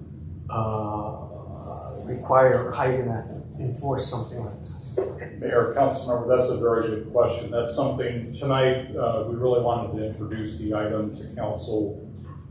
We feel like it is ready for adoption, or if you feel like we need to go back and study a little bit further, this would be the initial introduction to it. That is a good point. We do have a landscape standards for caliper, you know, diameter of tree trunks. That's something that we would certainly look into. I think the interpretation of this is in the past, if you have a little short tree and if it doesn't height for the RV, it's not in compliance with what this requires. But if you want to height, you're going to put it in a big tall tree, or a big tall with oleanders or hedges or something. A whole row of trees, yeah. Something, but the price of a caliper, you know, a 4-inch caliper or 6, or whatever it might be, typically at Avondale required 12 inches off the ground had to be so much in diameter, okay, which meant a big tree. So we were looking at 36 or 48-inch boxes. Well, all once those trees, instead of being a $10 1-gallon plant, it's a couple $1,000 per plant. It's pretty ugly. A 1-foot tree is not going to screen the RV. No, not for a few years, eventually. It doesn't. It has to be screened. It has to be screened now. Okay. Not in 10 years. So that's just so to be sure we're all clear. So they have to bring in a mature tree. Yeah, right. Or landscaping that would grow very quickly. Over 6 feet. 6 feet. You can look at the landscaping that was put in at the corner of Wigwam and Bird. Those oleander that was put in by Mike McDonald. Those grew in a few months. They formed a whole full hedge that was quite tall. So this does not provide for a 1-foot tree. That's landscaping right now. Okay, yes. If we could do the public hearing portion first before we get into the. We're gonna do that, yes. Comments, just so that the record's clear. All right. We've been admonished by our city attorney that we're not gonna take any more questions from council until we get finished with your presentation, which I think we've now finished with, correct? Correct. I don't believe there hardly are any applicant presentations, so No, skip that's that. just standard language. Yeah, that's what I thought. And then there is a place for public comments. I have 2 requests to speak. Both of the requests to speak are on item 10B, which is the introduction of the ordinance. I would think that those requests to speak would be more appropriate here in the public comment section. So this is where I'm going to recognize these requests to speak.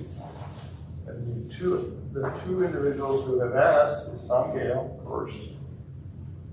So it's your floor. Thank you. We ask you to keep your comments to about 3 minutes, but we won't enforce that tremendously unless it gets way over. Thank you. Honorable Mayor, City Council, I want to thank you for allowing me to speak to you today.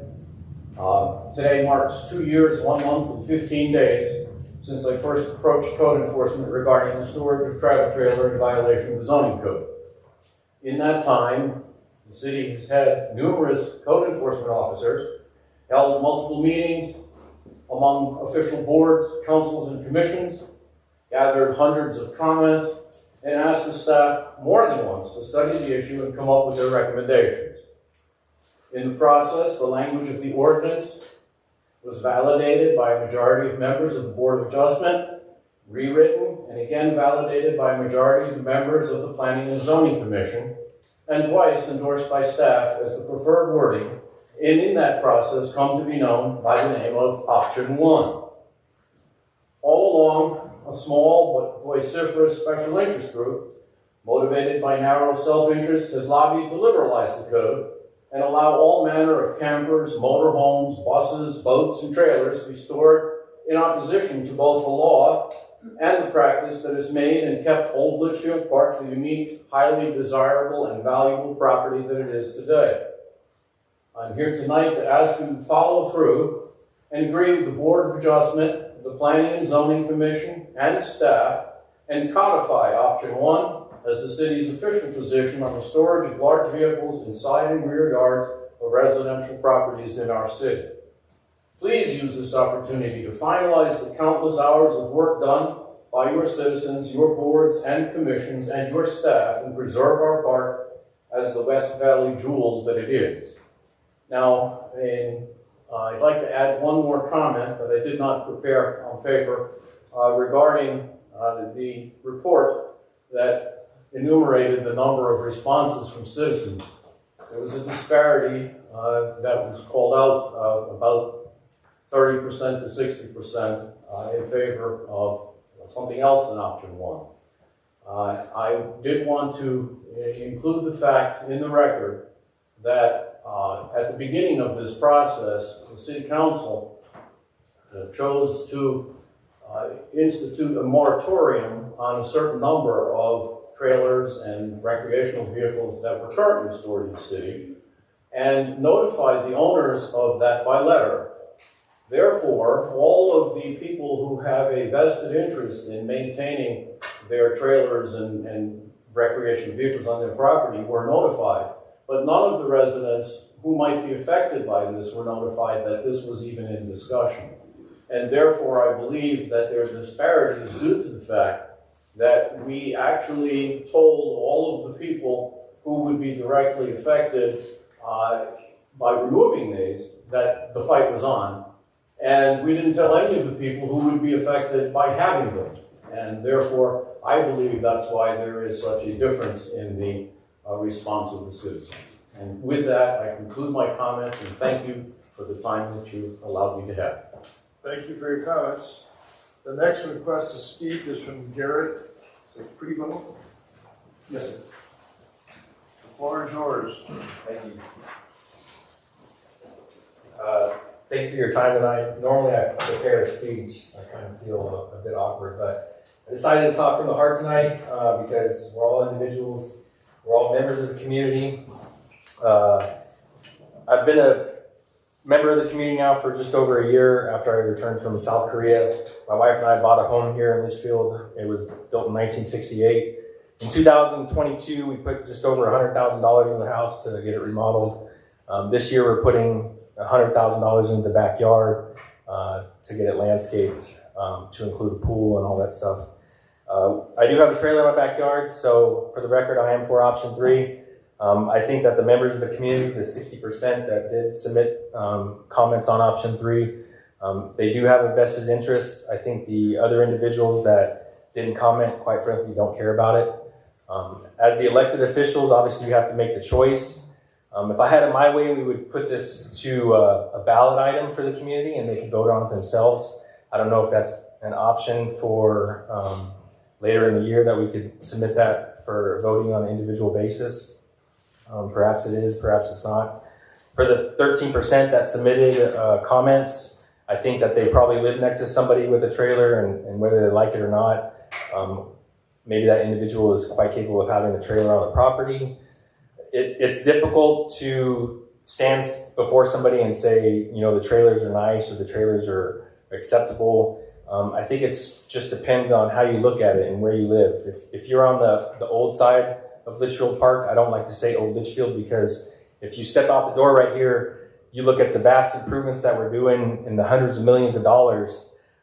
It's not Old Litchfield anymore, it's New Litchfield. There's change every day, whether it's within the 4 walls or on that side of the street within the HOA community.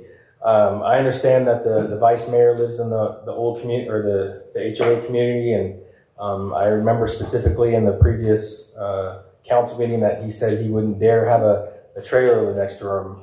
In fact, I remember him saying he had a trailer and he wouldn't have it next to his house. I accept that, and I understand where he's coming from. He's just a different person. We're all different people. But the individuals that are sitting here have come from different backgrounds, have different opinions on it. I remember Councilmember Ron Clear excusing himself from voting the previous council meeting because he disagreed with the options. I remember Councilwoman Ann not even remembering how many trailers are in the community because she couldn't remember pointing them out and where they were at. So clearly they weren't a problem at that point in time, and I still believe that they're not a problem. I can't drive from here to my house without pointing one trailer out, and that's the one trailer that I know it's there because I've driven the community 4 or 5 times to look for them. I asked for a list from the city council, specifically Daniel. You guys should give him a pay raise because he's awesome. But I drove the community and I couldn't find but 3 of the trailers because they're so shielded from view, it's difficult to see them. So when you guys take a second tonight and vote on this, please think about the members of the community that you're affecting. It's truly our neighbors. And when you vote on it, if it is option 1, which I hope it's not, give us a little bit of leeway to get those trailers up to the standards or the commitment that you want to see from us. I just spent about $5,000 to put in bushes to hide the trailer, but it takes time to grow those bushes. It's not a small bush. The bush is taller than me, but it takes time to grow, as well as all the other plants and stuff in my backyard. But give us some time if you do vote on option 1. I hope you vote on option 3 because it allows us that leeway to get those trailers how we want them positioned. It gives us the opportunity to work with them in the community. But I'd like to thank you for your time and just ask you to really think about the members of the community, your next door neighbors that you might have with those trailers. And somebody mentioned before that we don't want to choke people out of the community, and that's really what you're going to do if you vote on option 1. You're going to be tightening that noose a little bit, and you're going to be putting those people in a real bind. So please take the time to think about that. Thank you for all of your time. Thank you for your comments. All right, that completes the public comment section of the public hearing. Sorry. You have a comment? I have you have a little sheet? I do, it's still not. No problem. Yeah. Mr. Smith, is it Anthony? Anthony Tony's fine, yeah. Tony Smith, good evening, Mayor and Council. Thanks for the opportunity to speak. Yeah, I just wanted to speak in favor of option 1. I have a trailer. I've been a resident here at Litchfield Park for nearly 20 years. They just upped the cost of my trailer storage. It's $80 a month now. It's nearly $1,000 a year. It's a major inconvenience for me. I use it quite often, but it's a price that I'm willing to pay because I believe it upholds the integrity of our community. I would ask, look, how does this make us? How does allowing trailers and RVs and whatever one may choose? How does it make us better as a community whole? How does it make our community better? For the individuals with trailers, sure, would it be convenient for me to have a trailer on the side of my yard? I guess it would be, so that I don't have to go down to the trailer yard, hitch it up to my truck, back it up, load it up, and then do the reverse. That would be convenient for me, but I don't know how that makes it better for our community at whole at large. I think also, if you ask any realtor, I think most of them would say that having trailers stored in your yard doesn't make homes more valuable. So, I mean, I don't understand why we would want to possibly lower the value of our properties by allowing this option. I get the individual's right to have their property on their property. I just don't see it. I look around at other communities that have trailers and RVs and different vehicles stored on their properties, and it's just not something that I personally would like to see. That being said, I thank you for your time and your service to our community. Thank you. Thank you for your comments. All right, is there anyone else who wishes to speak on this item? Okay, we close the public hearing, and we're going to go on to item B, which is a discussion and possible action to introduce ordinance 23-266 related to zoning code 31.04, screening of non-principal uses. Are there any comments from council? Vice Mayor. Oh, Vice Mayor. You have your hand up, Mr. Vice Mayor? Yes, it is. Okay, go ahead. We recognize you. I'm still in favor of option one. This is the way things have been since the town was formed by Goodyear Tire and Rubber years and years ago, when it was controlled by the HOAs.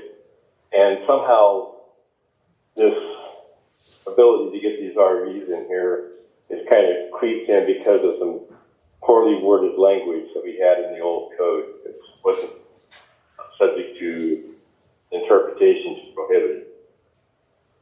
I have a problem with the language that is being proposed to us for option one in this proposed ordinance. If you look at the very, very first sentence, well, let me back up. In order to enforce this is a criminal statute, and to enforce it, it's got to be clear so that anybody can understand that they're prohibited from doing something. What this says is that items shall be completely screened from view by the adjacent and nearby properties. That's not the intent. The intent is the owner of the property is being used as the screen. So this changing this word from view of to view by, I think creates the exact same problem we're trying to fix right now. So I'd like our attorney to take a little better look at this first line. Now, Mr. Vice Mayor, the version that we're looking at now on the screen is completely screened from the view of adjacent or nearby properties. So that view by is not in this language. But if it is in the language and this is introduced, we will have a month to go through it and clean that part of it up.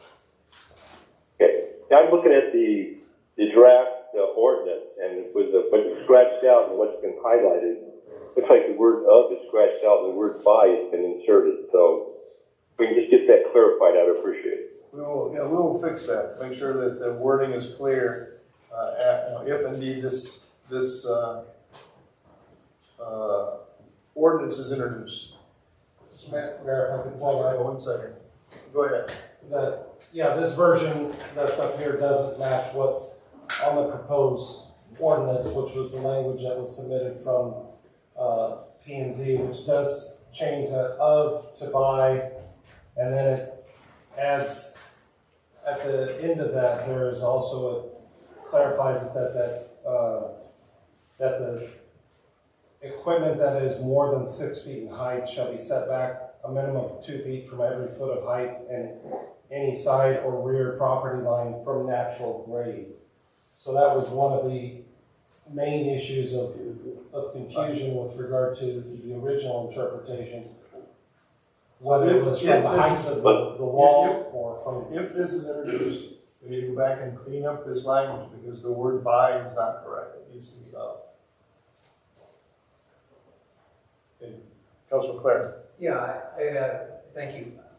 My question is actually the last line as well. If I read this as half an idiot, I can sit there and say that you're telling me that items that are 6 feet in height have to be 12 foot away from the wall. Is that the interpretation we're trying to put forth? Because that was the confusion that we had in the meetings before, is how far off the wall did they have to be to allow it to create the screening.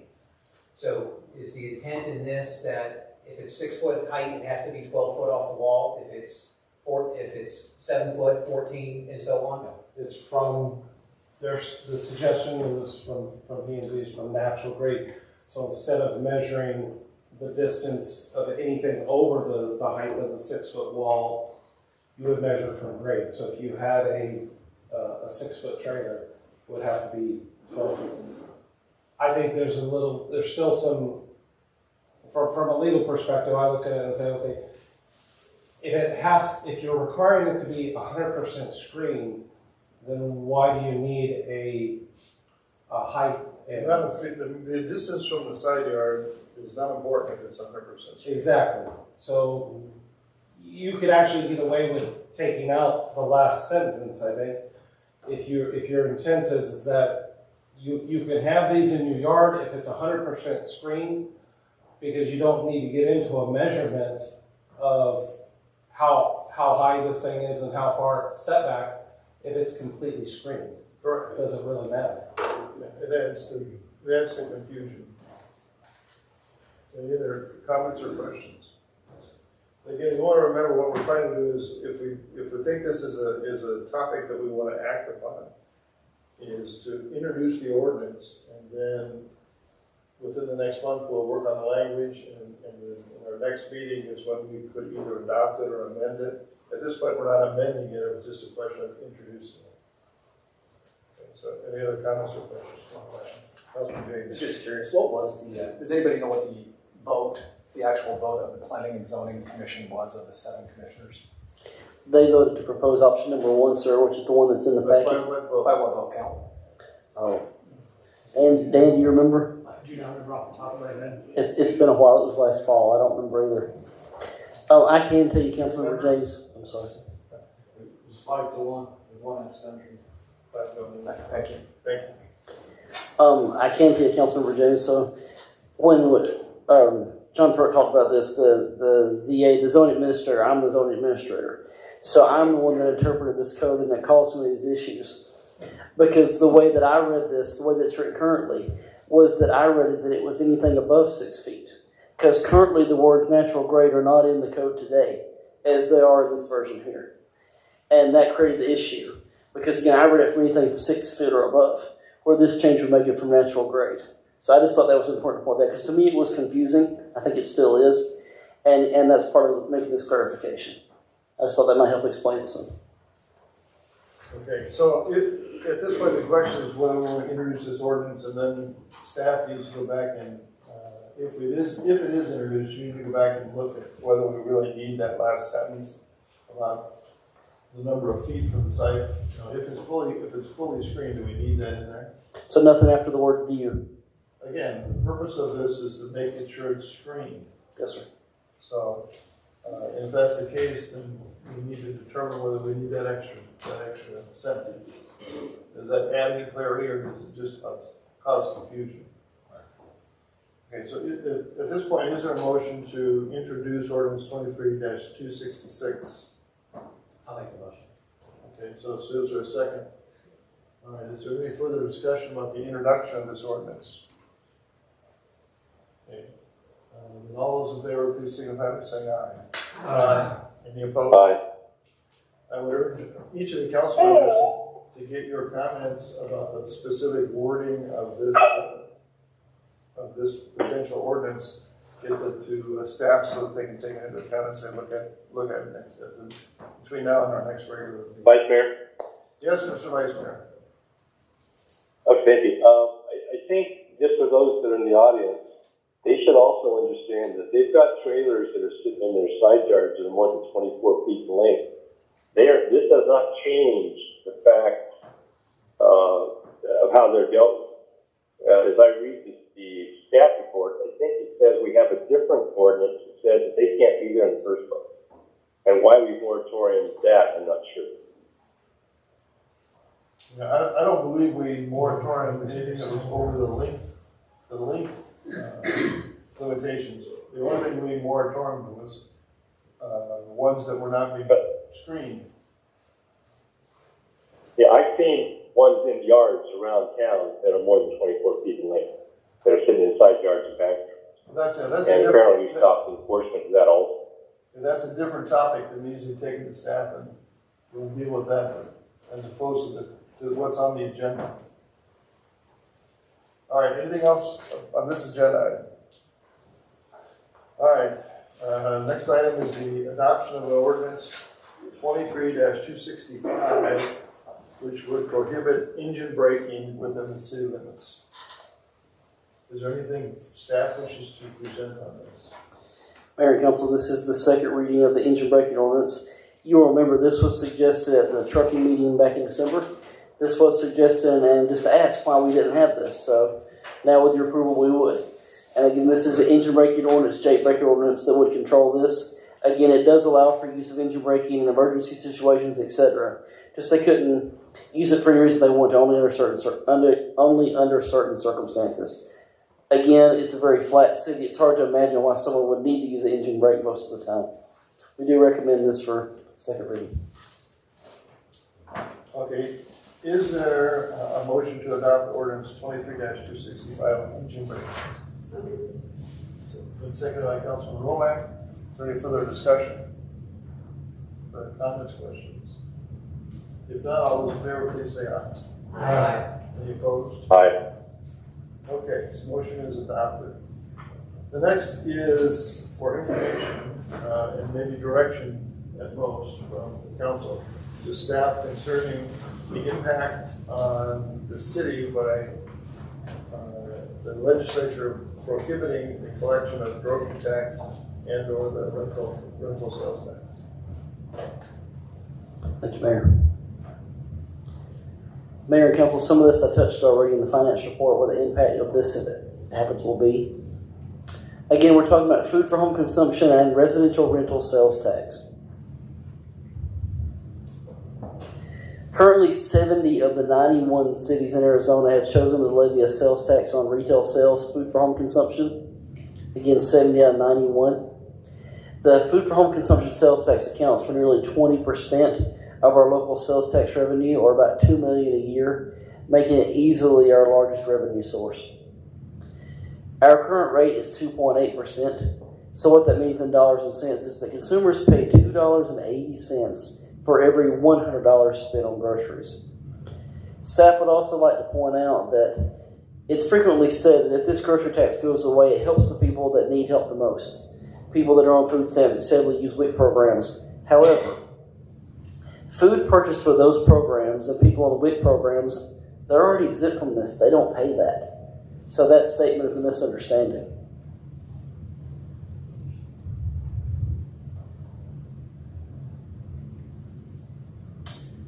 Also, there's the residential rental sales tax.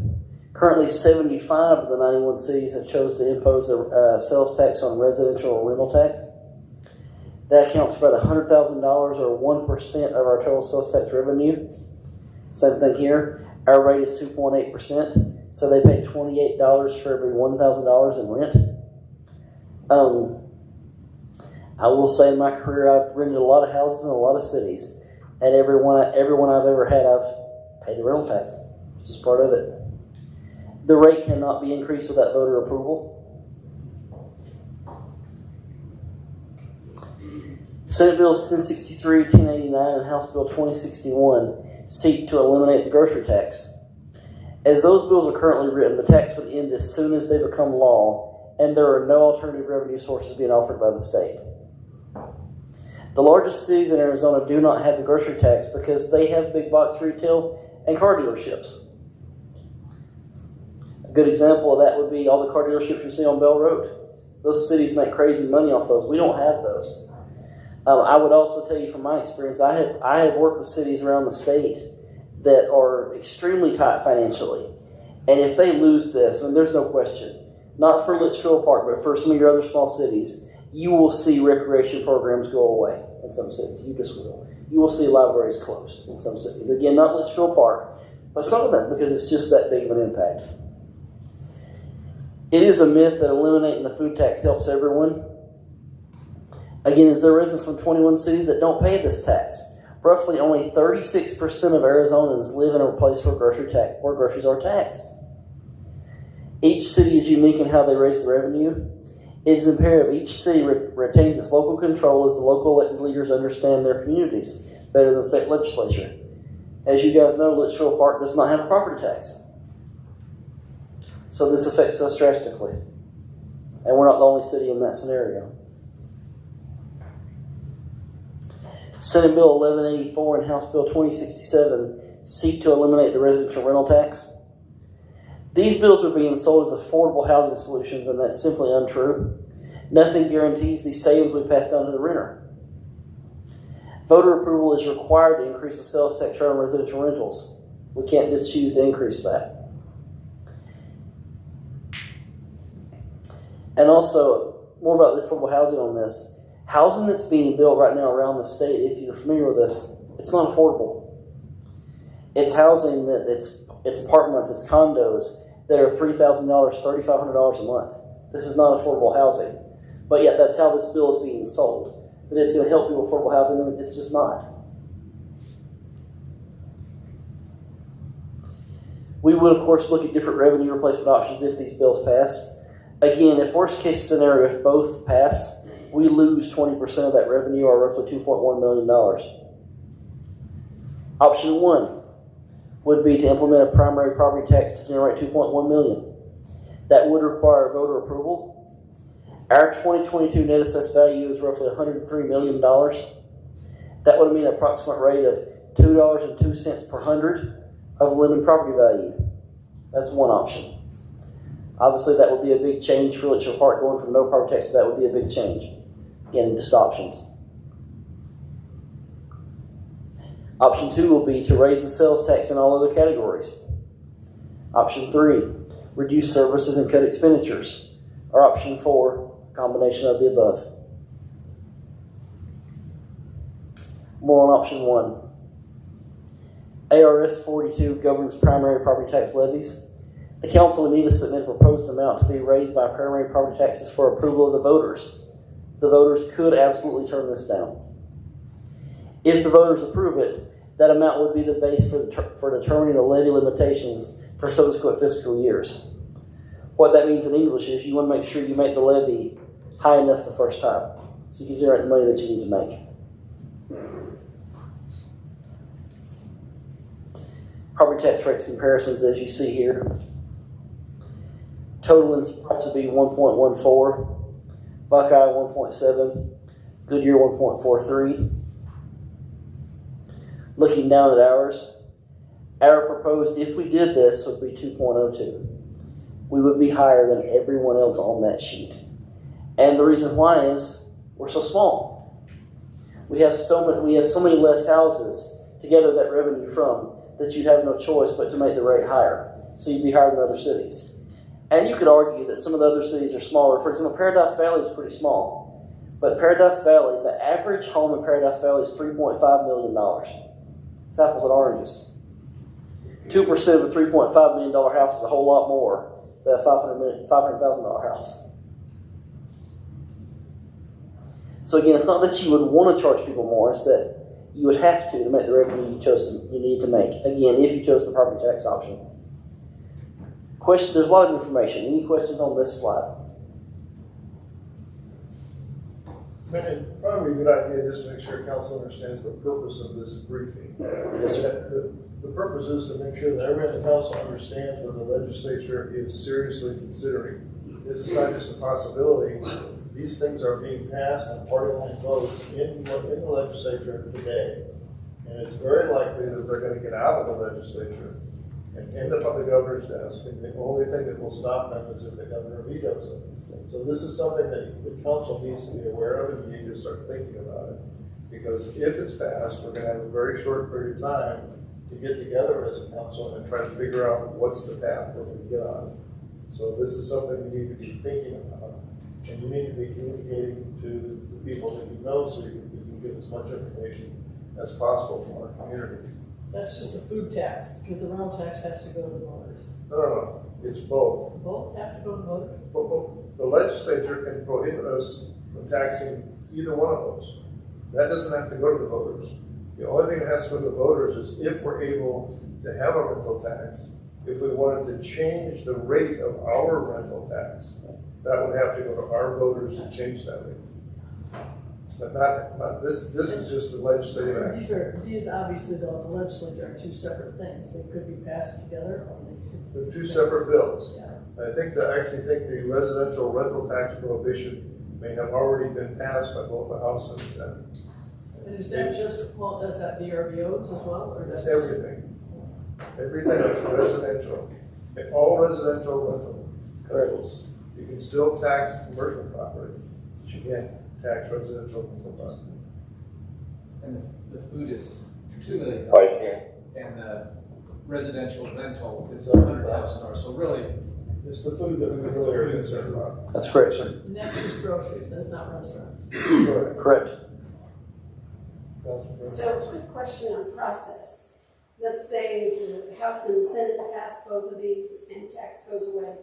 From what you said, it's immediate, goes into effect immediately?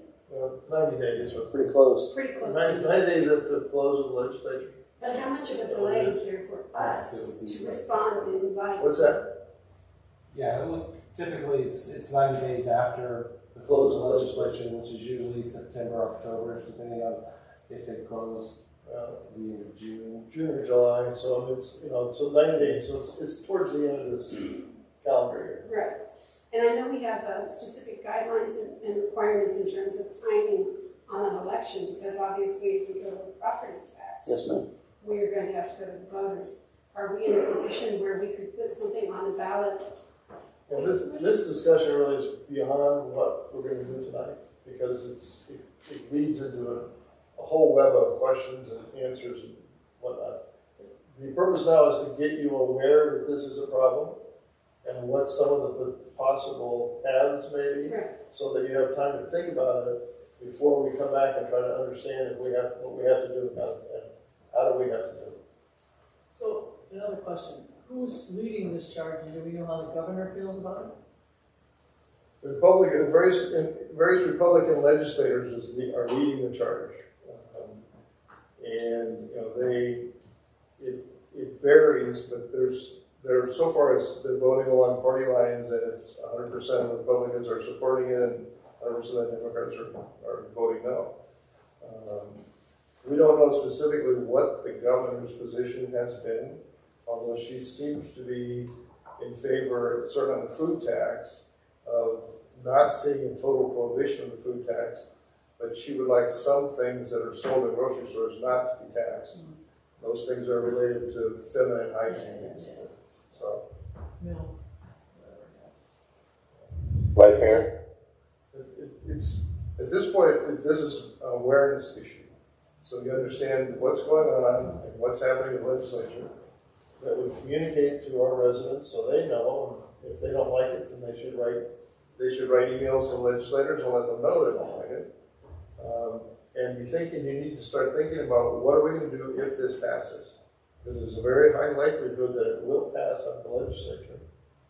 Question is then, what happens if the governor signs it? So, Since we've done this numerous times with schools and so forth, can we create form letters that citizens can send in? I mean, I think that would help. we have put together fact sheets, and those are on the website. I think they've been sent to every council member, but I'm not certain that if they haven't, we will send it to every council member. Okay. A lot of us have emailed all of our email contacts to let them know that it's out there. encourage everyone to do that. But if I write a letter and I pass it around to all my friends and then they just sign it, they can, right? I mean, they can write the It's same much letter. more effective, it's much more effective having everyone you know send an email. We are providing a list of all the email addresses. Send an email We do not send to each of the legislators telling them that you don't support it and here's why. The city shares social media. Yes, Mr. Vice Mayor. Thank you, Mayor. Matthew, the numbers that you've created here, as I understand the proposal in the legislature, is to stop the tax only on food. Our stores sell clothing, pots and pans, tin foil, motor oil, no telling what else. And they sell food to go, which would probably still all be taxable.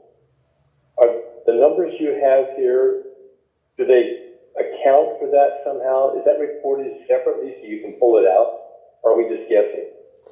Mr. Vice Mayor, Paige prepared these numbers before she left, but it's my understanding these numbers are actually grocery tax. These are not things that would still be, these are the tax money that would go away if we lost the grocery tax. And you are correct. When they talk about grocery tax, things like buying a quart of oil would still be taxed, but groceries would not. It's my understanding these numbers are actual numbers from groceries that we would lose if it passes. Yeah, on the sales tax forms, there's different blanks and categories to report things. And I was wondering if the grocery stores actually report and split this out between food and non-food items. Yeah, Ms. Peterson was asked specifically in a very direct language so that she understood that we wanted to know only grocery sales tax, and that's the only number that she was to give us back, and this is the number she has provided us. That's correct, sir. Okay, thank you. Councilmember Claire mentioned a second ago too. We did staff made some fact sheets posted on our social media. I would encourage you to see the citizens' comments, particularly on the grocery tax flyer, what people had to say.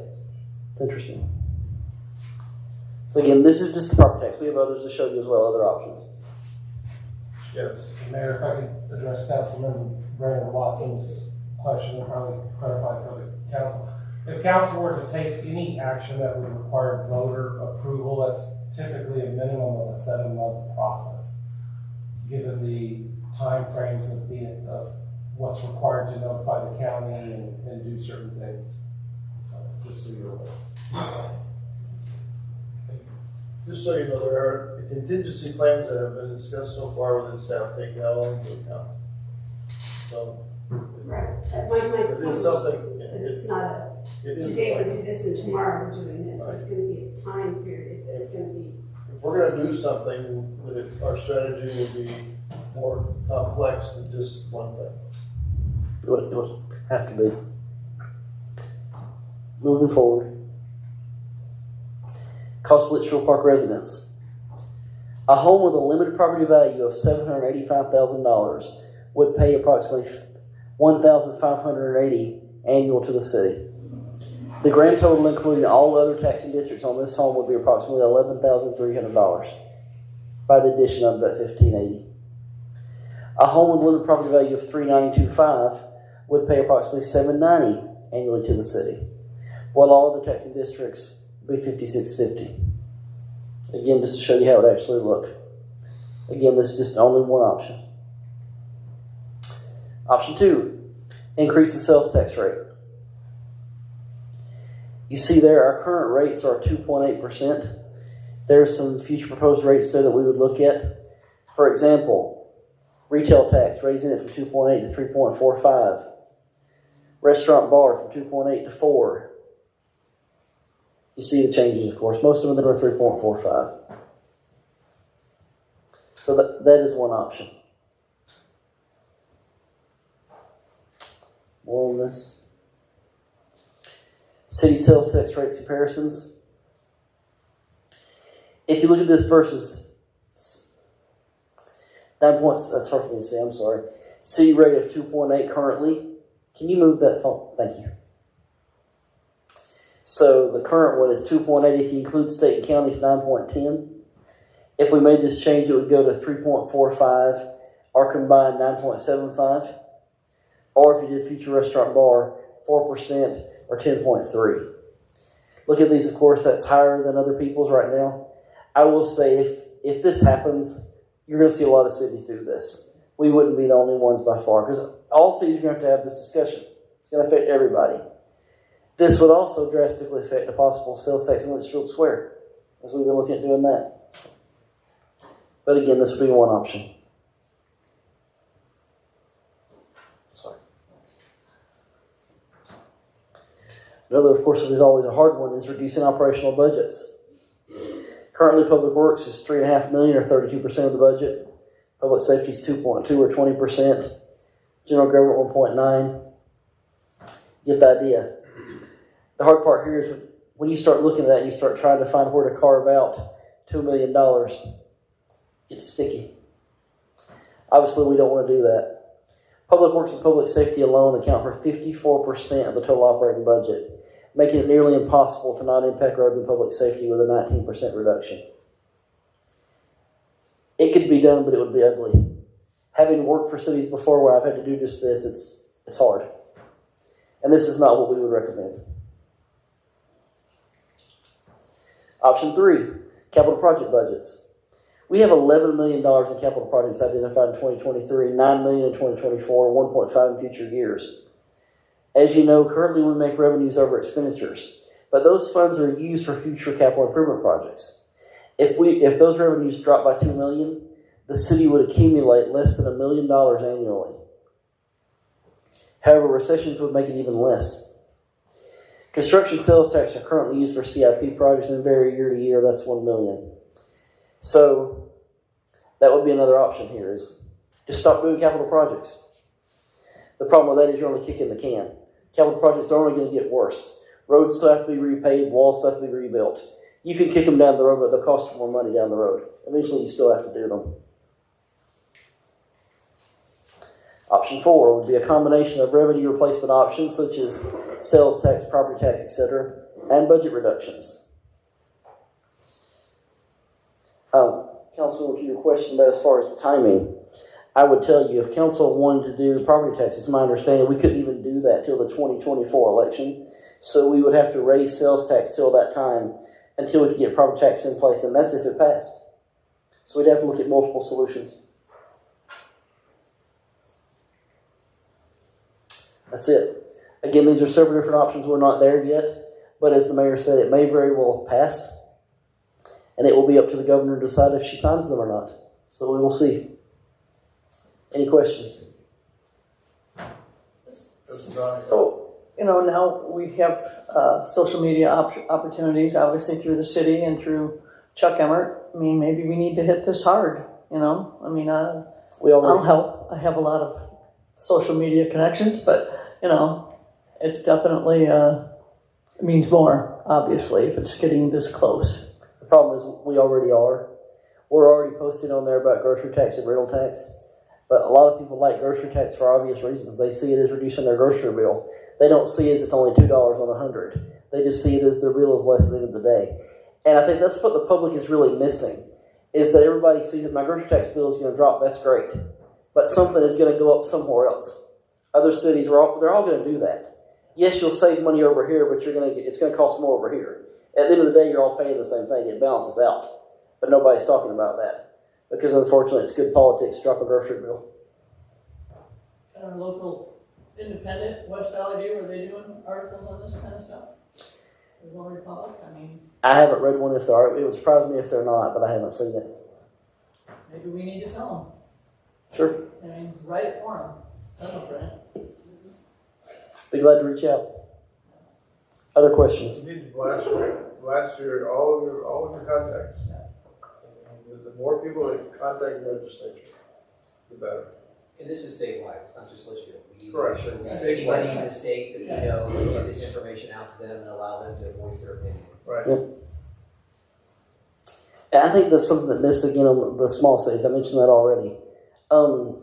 There is a city in northern Arizona that I can tell you that over 50% of their budget comes from grocery tax. 50%. They will, like I said, they will have to kill their parks, they'll have to kill their library, they're going to have to lay off a lot of policemen and firemen. But people don't talk about that. This has real world impacts on people. Well, we saw it in the pandemic. Our budget was great because we had grocery stores, right? That's right. Correct.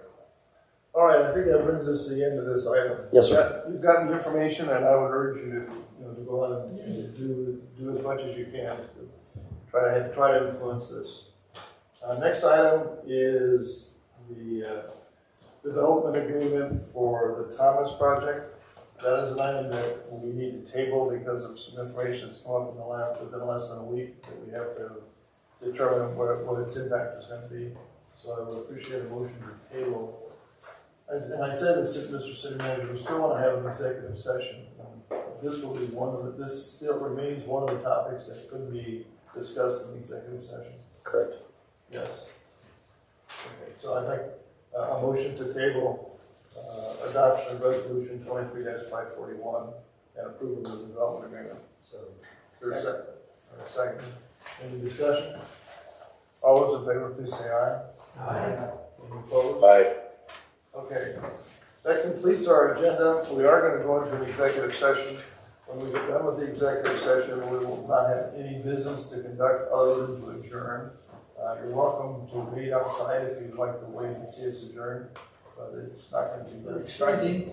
It's freezing. It is freezing outside, but you're welcome to do that. Because we will, when we come back from the executive session, we will reconvene this meeting so we can go to adjourn. With that, is there a motion to go into executive session? This is under item, it's the only item under item 11A. All those in favor, please say aye. Aye. Any opposed? All right, we're in executive session.